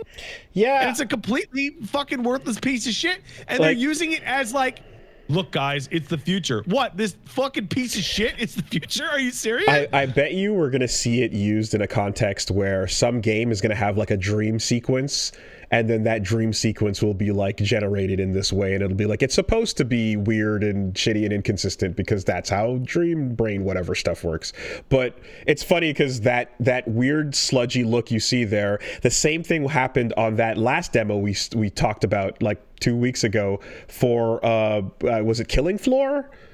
I don't think it was Killing Floor. No, what was it? I forgot what it was. I love myself some Killing Floor. No, not Killing Floor. I forgot the name of the game, but it was Bleeding Edge, maybe, or what the fuck was the game? Anyway. Oh yeah, the other Ninja Theory game. Yeah, Bleeding Edge. Bleeding Edge. Thank you. Yeah. And both the asterisk that both of these tools put out is it's a gameplay ideation tool, right? So it's not that this is going to be making the end game, but it's to inspire the developer to use this to think of a level or come up with something, which is like, obviously, if you could go further and completely replace the human being, you would have done so a million, fucking years ago. But yeah, it's just rolling that out alongside the Doug Bowser quote. It's like, oh shit, okay, well, it does a human touch mean somebody who knows how to write the prompt? No, I have something for you. Are you ready? Mm-hmm. Nintendo will never use generative AI in their products for two reasons. One, they are obsessed with the quality of brand of Mario, of Zelda, or whatever. And second, and more importantly, there is no Japanese national generative AI algorithm source product company that they would be able to choose and use and whatever. You think Nintendo of Japan is going to use an American AI generative source for fucking Mario? No way! I think Yamauchi's ghost would come and kill them. I think those are two pretty good reasons, but I also think that time marches on, and I think that we can eventually absolutely see some dog shit pop up, and At Nintendo, I think Nintendo would be the holdout of the conversation. It would have to be like an industry wide like push in that direction that is like undeniable after generations of it, perhaps, you know. But yeah, I feel like a lot of those things you said, like the philosophy of the company as well, the stubbornness, the same stubbornness that says we're going to charge you for our tech demo is perhaps the same kind of thing that would hold out here, you know. Well, Miyamoto said in an interview a couple of years, or not even a couple of years ago, like last year or 2 years ago, he was like, well, if the whole industry is moving toward AI, Nintendo will not, because we do not follow trends. We will do the opposite. We will do the opposite of the industry trend. Well, somewhere deep inside is the hope that, let's say they ever did, Hayao Miyazaki would teleport into the room and look at them, and then they would immediately delete their work. Just with one look, you know? You would hope. Yeah. I think asking Nintendo that is like prudent, but it's also like, yeah, they would be dead last on that. Speaking of Miyazaki, Hidetaka Miyazaki did an interview to talk about the Duskbloods and talked a little bit more about what's going on there. And what it actually is. And said a couple things that I found quite encouraging. While I have no issue, certainly, with PvPvE as the, you know, the genre it's described as, and, you know, we're seeing Nightreign as a multiplayer-focused experience, and we're talking about Exoprimal the other day. He did straight up say here that he is not a fan himself of like fully multiplayer experiences. And he says you can still enjoy the game single player because he's not much of a PvP person in general. And as someone who pretty much played through the entirety of Elden Ring without looking at multiplayer at all, I enjoy those games as single player experiences myself too. So I'm happy. So he did not say the word single player. Excuse me, PvP. Yeah, player versus environment. Because when you load, basically he described the gameplay like loop. You're going to load into a map, and it's going to be a big old map, and you're going to load in with 7 other players, and your character will be given a set of goals to reach, and those goals can be kill this boss, obtain fight first these blood, enemies, acquire this item, yes, etc., or kill other players. Mm-hmm. And it seems more along the lines that the PvP, the player versus player combat in this, is not. Some of them are going to be like go out and kill people, right? But it's mainly to stop other people from succeeding in their goals, rather than fighting for fighting's sake. Mm-hmm. The thought is that if it is a non-PvP version of a, like, you know, thing designed for multiplayer, it could be like not as robust as like a fully single player experience, you know. In that case, it's like more of a like adaptation of what your goals would be, especially if they're like changing each time you play it, or if it's more specific each session. But you know, you certainly get the impression from what you see in the trailer and stuff that, yeah, if this ends up being like, again, a Bloodborne Nightreign-ish sort of thing that you can play alone, and you know, that there's enough to unlock there that is not a full insane single player Elden experience or so, but is just a decent sized game. You can throw, you know, a couple dozen hours at the thing. That'd be cool. I'd be happy with that. I think a big part too is like, what's the character customization aspect going to be like, if at all? Are you going to be? Apparently, it's extremely in depth, and all the story is going to be in the character customization. Well, there you go, right? Because I think a part of why Nightreign also is so streamlined is because you're just picking a set character and picking up random things. Here, though, any game where you're going to be fully detailing out your character, like, yeah, adds a ton of freedom and, you know, extra to the package. You know, I gotta say, it took 14 years, but I am very excited for Anarchy Reigns 2. Yeah? Huh. Yeah, let that stew in your mind for a second. The I get E it. part, yeah, okay. You had to. There were bosses Yeah. and anti computer stuff in Anarchy Reigns that you would use to power up your character.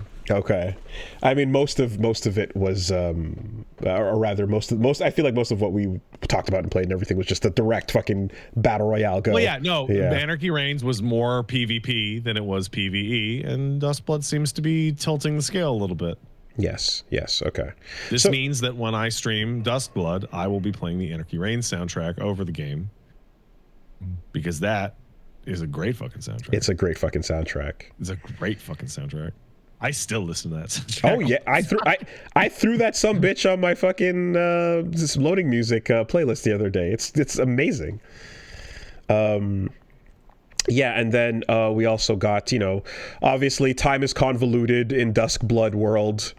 Everyone is in their own area. The twilight of humanity has occurred. The Bloodsworn are summoned, and times and places between different players don't have to make sense.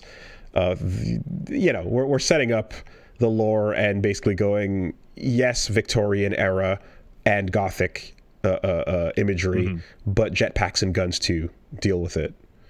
I was talking to somebody in my chat yesterday, and they were disappointed that it's a multiplayer game, and that Nightreign is also like kind of a multiplayer game, because they're like, I just want a single player game like Bloodborne. And all I can feel is, bro, Elden Ring is like the largest game ever made. Like, how can you possibly complain? No, 100%. I think I remember when we saw the trailer for like Sekiro, and everyone, we were all just like, what am I looking, what is this, a soul, like, you're like, Tenchu souls? What's the, how can I put the word souls onto what I'm looking at, type of thing? Well, that game is just straight up Tenchu. It's a Tenchu game. And I think we're currently, enough entries, like FromSoft entries in, that you're like, okay, there are going to be flagship souls, like big customizable insane experiences. You'll get those once a generation, and then you're going to now have these other smaller experiences that are much more streamlined, less customizability, but they're tighter, smaller things that let the company make some fucking money and I'm really excited, be successful. Like I am very, very interested in that. I think if they have the bases covered, where whatever type of experience, if you're like, I want a quick multiplayer romp, or if you want like a narrative, dungeon go, that you can like pick up one of those two, and they're like, yeah, we've got something covering both bases, that'd be nice. And also, good on Nintendo for, again, looking at that Bayonetta pocket and kind of going like, hey, there's a need here, and you're not gonna, no, you don't want, all right, fucking give us Bloodborne. Give it, we'll fucking do it. It might take a while for it to happen, after people are outcrying for it and they're just like, no one's listening, no one's hearing you. But the idea that Nintendo might eventually swoop in and be like, yeah, we paid for our own version of that thing everybody wanted, is like, cool, okay, dope. Go ahead and sit in the chair, Sony. Are you sure it's okay? Yes, this is what I want. And I think beyond that, we just saw a little bit of the, this came up last week or so, but like Nightreign showed off the new Archer. Wall run, shoot arrows, do cool things. Not much else to say, except I hope that character select screen fills the fuck up. I think, I think that game's gonna get a lot of DLC, man. Yeah. I feel like, it's probably going to be way more characters focused than like areas showing up, kind of thing.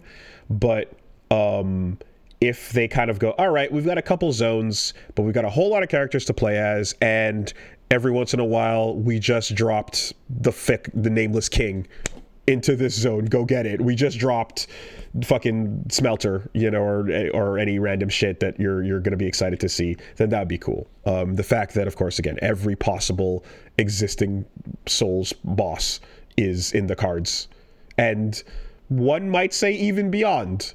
I think I saw mod footage of someone running around on torrent in the Placidusax arena, while the giant fucking the first huge crazy boss from Armored Core was rolling around and doing like missile laser fucking targeting, and I'm just like, yeah, okay, we can do anything. We can do. There's no rules. I gotta watch that. That sounds sick. Balteus, yeah, Balteus rolling around in the fucking Elden Ring dragon arena.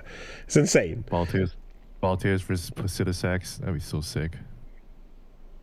Oh man. Versus you with your fucking flask of wondrous physique. And then what else happened right as we were getting started? Rumors. Very big rumors. Big about the Street Fighter. Oh well, no, I was going to talk about rumors of Vivi. Oh, so right when we started, fucking Square Enix's vague posting about FF9, but nothing since then. We have a potential Street Fighter 6 Season 3 leak from the person who leaked the second season. Yeah, I did see that list. I don't know. I didn't see how credible it was, so I kind of was like, okay. It's the guy who leaked the second season, so it's more credible than nothing. Mm-hmm. Mm-hmm.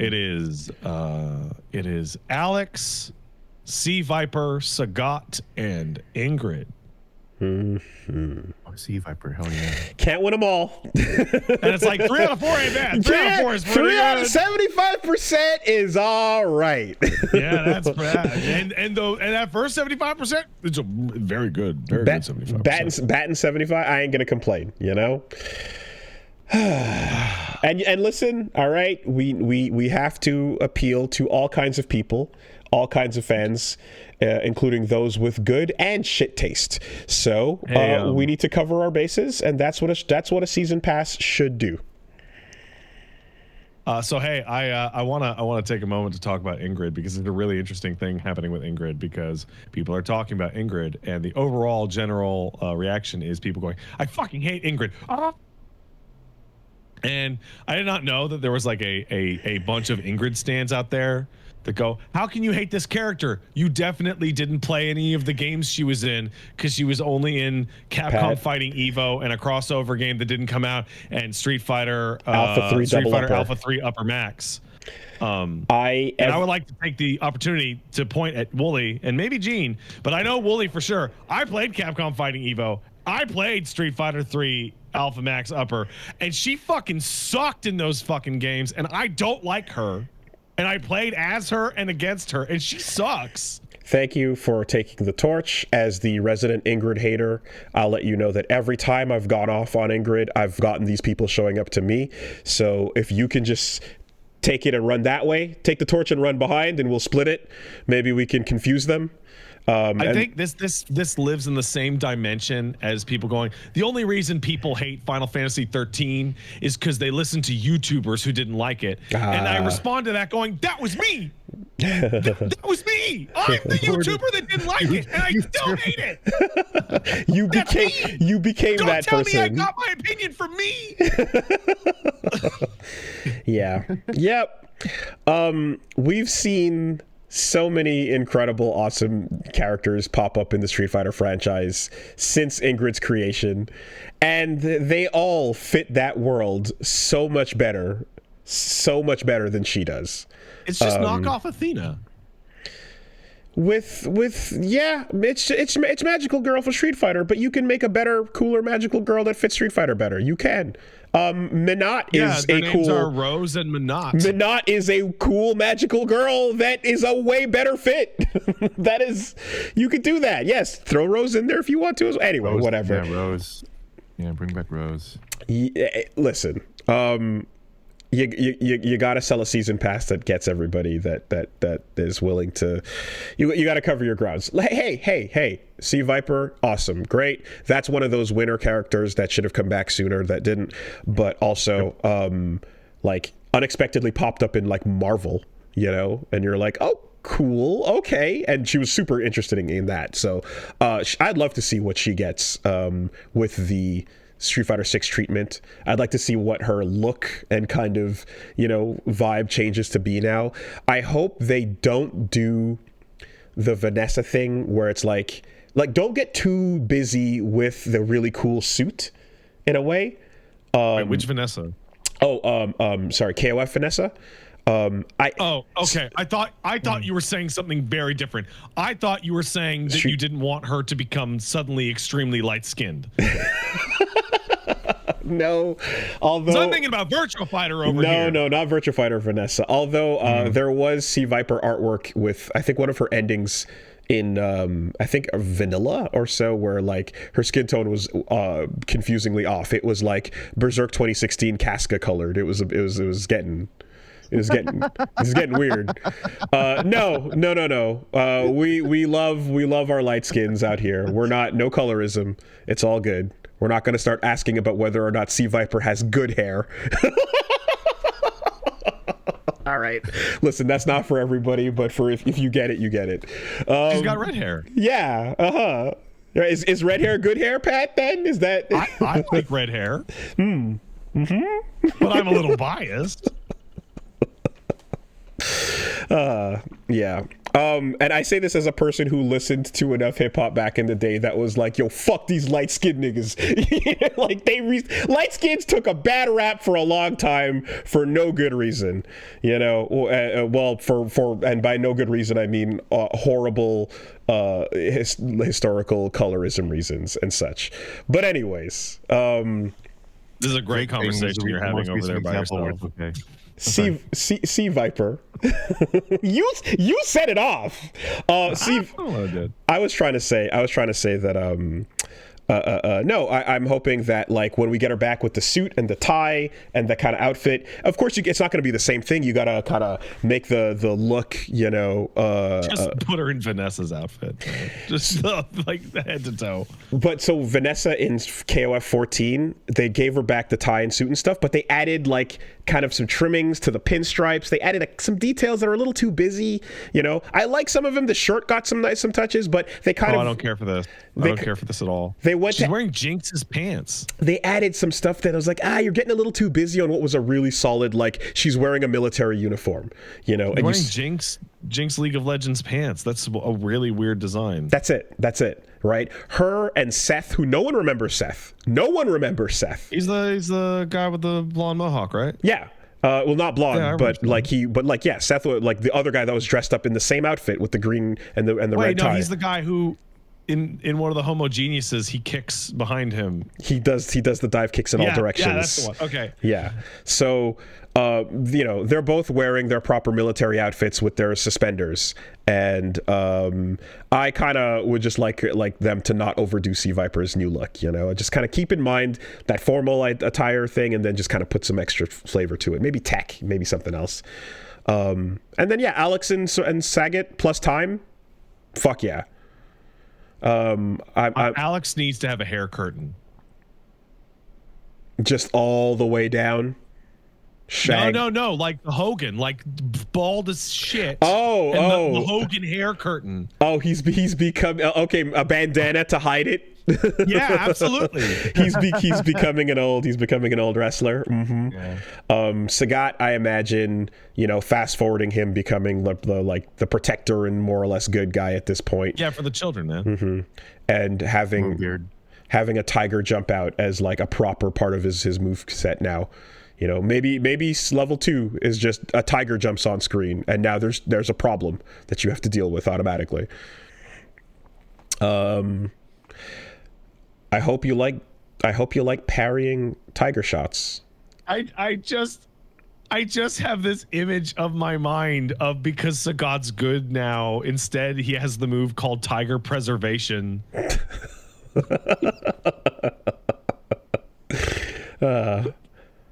And because Marissa is vulnerable to not low property attacks, but anything that just has a low hitbox, tiger shots are going to break her out of her armor or her moves or her scutum, and she'll get even worse when these characters come out.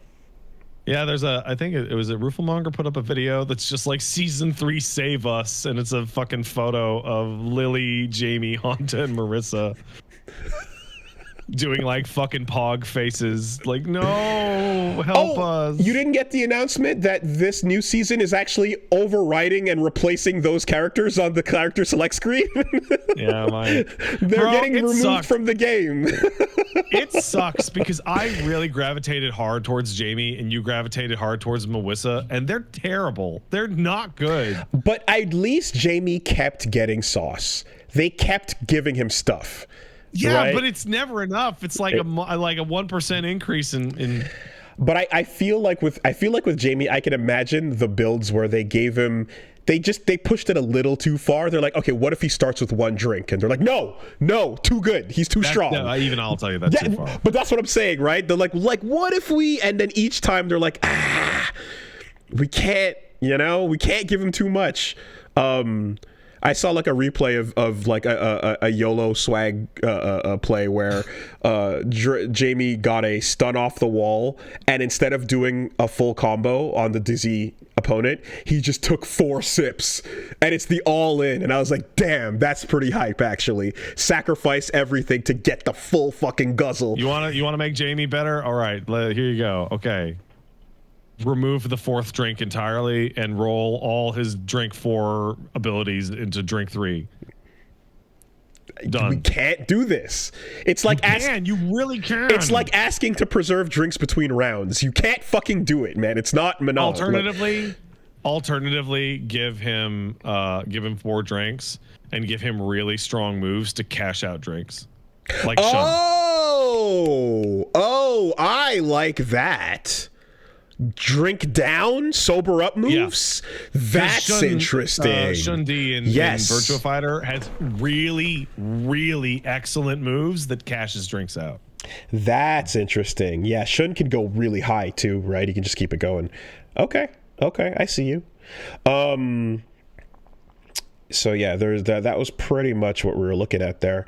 That's a decent, again, packed together, although 4 is a smaller number than 5 for a season. Can we get some costumes, fuckheads? Come on. Come on. Now you don't ask that with anger, but you ask it politely, because you look around at the other games and you're like, okay, Street Fighter, you're doing good. Just some costumes, please, if you don't mind. We don't want to take for granted that you're not on fire right now. It's Tekken's. Yeah. You know what's on fire positive right now? Courtesy of friend of the show, Maximilian Dude, there is a Virtua Fighter tournament called Virtua Fighter Lives this Saturday. Let's go. Is that... I think Max put in $1,000 of his own cash into the prize pool. It's on... you can go watch his channel. It's over at Start GG. Well, the Lives tournaments are hit. Virtua. Is he running it? I feel like that naming convention he's used before.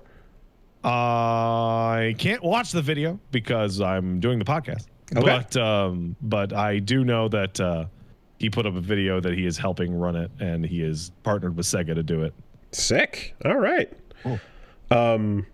Yeah. I fully expect to see you in top 8.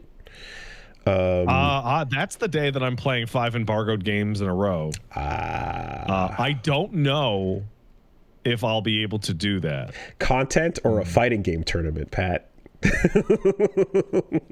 Are this history repeating itself a little bit? Is this time a fucking flat circle? Well, I mean, the answer that I went with way back in the day was content. It sure was, right? Anyway, you know what? I'll let one of Max's fans win. No, you know what's going to happen, right? Rufal's going to take the whole thing. No. What's going to happen is I'm gonna be on break on my stream, and I'll look over. I'm like, oh, I wonder if Oh, there's Heath. Oh, okay. Yeah. All right. Yeah. Well, okay. All right. I hope you enjoy your free money, Heath. He's got locked. FYI, however much you might think Rufalmonger hates Leon, he hates him way more than that. It is you simply saying the name elicits. You know what, man? a fugue state. You know what, man? Yeah. When I eventually collaborate with Rooflemonger when a VF6 comes out, I will hold this conversation to heart and figure out who to practice based on this. Like, what you go look at his content where he's teaching you how to play every character or like who to pick and all this amazing Virtua Fighter 5 content. And then when he gets to the let's teach you Lion videos, it's like, okay, so hello and welcome, we're learning Lion today. I don't know why, fuck you for watching this, let's go. Like, it's just the most begrudging tutorials, but you have to do it anyway. Like, it's really funny. So anyways, let's take some. He's got good kicks. He's got a great medium kick, and it's long, and he doesn't make allowances for old men. Let's take some letters. If you want to send in a letter, send it to castlesuperbeastmail@gmail.com. That's castlesuperbeastmail@gmail.com. Make a good email. Like, write it, look at it, read it, and be like, is this good? If the answer is no, then stop. Zell and Ardor Enjoyer in AK says, Dear two of them, have you had a new game or music album or other media come out that wasn't remotely what you wanted, but what you got instead was so good you actually went, fuck what I wanted, this is better? That's a pretty good question. I have one that comes to mind for sure. For me. Yeah? What is it? It'll give me time to think of mine. Sure I'm thing. stalling out. Mr. Morale and the Big Steppers was not at all what I expected or wanted from a new Kendrick album, but holy fuck did it work out really well, and I walked away going, yeah, okay. Because the idea of going as hard as he did and then eventually being the like, yo, I can't save you, I'm not Jesus, right? That whole bit, I am not your civil rights leader, don't look to me. But the idea of like the therapy album that was basically him just working through his shit, literally taking every one of those tracks and going over all the shit that he's been through and having it out loud, you know, over like We Cry Together and Count Me Out and Auntie Diaries, Mother I Sober, him working on like his addiction, his like his aunt who transitioned, like all this insane shit, and then working through all these major moments in his life through that album, and it sounds so different and completely, it's like softer, and it's not militant. If you were looking for some big angry hits, it just comes in way more sobering, to use the word, you know. And it's the realest shit ever. It's fucking gut-wrenching, like, realness. And I was like, I fucking appreciate that. I didn't think I wanted or needed that. But, yeah, I kind of was coming in for some bops and, like, you know, like a level of aggression. And instead I got, like, therapy out of that album. But it was great. I grieve different. I think maybe the closest thing for me is Cyberpunk. Oh yeah, because I was disappointed that it wasn't going to be a third-person adventure like The Witcher 3. I just wanted The Witcher 3, but with cyberpunks. And then when I actually got to play the first-person game, I was like, oh, they really did the first-person thing really, really well. And now it's my favorite first-person game of all time. I just like. It's my favorite game that's in first person. So. I agree with everything you're saying, but I wish I could make it third person. That's why I ride the bikes so often. I also wish I could make it third person still. If they could figure that out, that'd be nice. So the one that I'm thinking of is probably the wrongest I've ever been about any game in my life. And it's Resident Evil 4. Ooh. I did not want Resident Evil to be a fucking third-person dude bro shooter. I want my fucking fixed cameras and my limited items and all that shit. And I was incredibly disappointed when they were showing that shit off. And that's a good one. Definitely the wrongest I have ever been about a game's quality. That's a super good one. Yep. I'm seeing one pop up, and that's super true too. I think what we all wanted from a post-Konami Kojima was something familiar, something nice and cozy, and we're like, oh man, Metal Gear is great, and wow, PT was going to be so cool, and what the fuck is Death Stranding? Oh, I totally disagree. It's amazing is what it is. But we I didn't... was so down for the Kojumbo's Wild Ride. But what I mean is we didn't know what it was. We had no idea what to make of any of those trailers, and it was like, it's a delivery game? It's carrying boxes and driving around a road? What does that have to do with invisible god titans floating in the distance, you know, and impossible, unknowable eldritch horrors? Like, fuck it. It was great. It was just not what anyone expected or was asking for. ES2 looks like more the crazy nonsense that you want, though, Pat, right? Yeah. Well, I mean, it's just there's zip lining and we're still going to be delivering you're boxes. Still delivering boxes, but there's a lot of gun action and whatnot. And yeah, I mean, like someone asked me yesterday, hey, what's my number one thing I want in Death Stranding? And my answer was more roads to build. I want to build more highways. Because that was the number one thing that I enjoyed doing in Death Stranding. When I finished the whole highway network, I was in fucking bliss. It delivered the fuck out of that pizza. I was surrounded many years ago by people who saw the debut trailer for Wind Waker and were fucking mad because it was not the space world, dark, extra mature Zelda game, because Twilight Princess didn't exist yet. And after seeing Ocarina of Time and thinking that the space world demo was going to lean and point towards something much more edgy and more Lord of the Rings at the time, which was blowing the fuck up, we got this cartoon thing, and I was like, that shit's awesome. That shit rules. You know, it's so fun.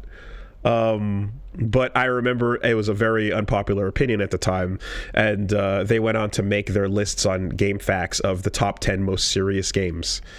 You know. God. Hey, this is a bit out of pocket, but there's a lot. I'm I got a baby now, and I'm thinking about the course of my life and the way that I've thought about myself. Do you guys have moments in your life that you look back on where you were like 10 years old and you were either dealing with adults or children your age or maybe kids older than you, and you were like, why am I handling this better as a little baby than the adults in my life or these kids? Like, in high school, you'd see somebody have like a complete fucking crash out over some bullshit, and you'd be like 11, and you'd be like, what the fuck is... calm down. What the fuck is that? Yeah, Pat. When people are having medical emergencies and the adults around you are like, we need to pray instead of calling the fucking 911 to get help over here. It's like, I'm a fucking baby that knows nothing. Why do I understand the real solution and these grown-ass adults don't? I was actually referring to stuff like my mom was wrong in an argument with me when I was a kid about how to load the dishwasher. Okay, well, you know, I was thinking about that. We all have our own. Whoa. Yeah. All right. Okay. Pigman asks, Dear Duskwooly and Bloodpat. Yeah. Writing to provide some extra context for Pat about the writer of the new Silent Hill F. I'm a huge the guy with the cry. As someone who's a huge mark for Umineko, and I'll keep it short. Ryukishi's writing is informed a lot by the fact that he worked as a social worker for several years before becoming a visual novel author. So a lot of his writing deals with stuff he witnessed firsthand. He's really good at talking about abusive family dynamics, generational trauma, isolation, and the stigmatization of society. I say this mostly to inform Pat that of the kind of things to expect out of Silent Hill F. It makes him a pretty good pick to write for this new entry in the franchise because all of his horror writing is really good, and he's particularly excellent at grounding that horror in real-ass, uncomfortable, hard-to-look-at dynamics. Okay, that's very interesting. Used to be a social worker. That's like the worst job in the whole goddamn world. You see a lot of shit. You see a lot of shit. Got a couple of Hey, those. do you want to write up reports on the eye of human misery? Got multiple people in my life that know what that's about firsthand. Yeah, that's a solid place to start from. I mean, just getting to the end of any one of these stories and being like, yeah, okay, so everything except for the giant monster that attacked you at the end is a real story that happened. You know, like. You don't know that. All right, and last one over here. Someone asks, I noticed recently that I navigate every game menu with the D-pad, but I didn't do so a few years back, and after a bit of thinking I concluded that the turning point was when I played DS1, Dark Souls that is, since you can only use the D-pad in those menus. Do you have any habits like that developed due to a certain game and it carried over to everything else? Inverted controls, totally. Which game started you Mario on that? 64. Yeah. Mario 64. Oh, yeah. Okay. Yeah. Just so I have- frustrating. Because when I was at the Switch 2 event, there's no way I can like change the controls to inverted when I'm trying to play like Metroid Prime. So I had to like. So that's why I was using the mouse, because the mouse is fine. Like I don't do inverted mouse. I do inverted joysticks because of Mario 64. And I'm sitting there at the Nintendo event, and it's like, it's your fault that I'm inverting. This is your fault. Yeah, I didn't start this. I remember I saw a graphic that was just like, the camera is stuck to the back of your character's head. Yeah. And you're like, that's why it feels so natural. Yeah. That's it. It's very simple. The example that the person writing in gives is also me. That is absolutely exactly what happened to me. I use menus exclusively on the D-pad because of Dark Souls, because you can still move with the analog stick while you're doing the D-pad stuff in Dark Souls. I also learned to not death grip my controller, like hold it a little bit more lightly when I was younger. Probably when I turned 6 or 7 years old, because I wasn't a little baby anymore and could control my hands. That's cool. Cool story, bro. I feel like for me, I always default to using the D-pad because I used it for my entire formative years on console gaming. So from Nintendo to Super Nintendo to the eventual analog introduction as a secondary control device on the controller, I kind of went, yeah, I always just prefer precision with the D-pad and quick touches. And like, you know, in a game where the ability to go slow and then fast didn't matter as much, you know, but then of course when games become more about that and sneaking and stuff, analog starts to matter. GameCube kind of forced you, because the D-pad was in a weird place. It's really far. It felt far away from the natural resting place of your thumb. But when I play like on a 360 controller or like anything like that, where it's like, you know, they're both pretty close to resting, I just like using a D-pad for movement in almost all situations. But like obviously a Souls game where like creeping slowly, anything 3D like that where it matters a lot more than no. But I like using the D-pad for most stuff for sure. Yeah. I think that's it. I think that's it. All right, Gene, I love you. I'm so glad you were here today. Happy to be here. This was fun times. Yeah. And I can't wait till Wooly finishes the show. So we can You got to watch it by the end of next week, Ben. It's so because important. I can't wait to hear his thoughts. I will do. And you know, we continue. Like I've got a death grip on the controller, but that just allows me to choke the shit out of you when I get my hands around your this is the thing. I thought I even set it up for you because I said I was not a little, I don't grip it with my hands because I'm not a little baby, to which offer you the built-in, you're an adult, but I still have little baby hands. No. Because my hands are small like a child's. No, I was just thinking that I was going to just go start on slot 2. Oh, you can't do that. You can't do that. You can't do it. No. Thank you, Gene. Take it easy. Thanks, guys.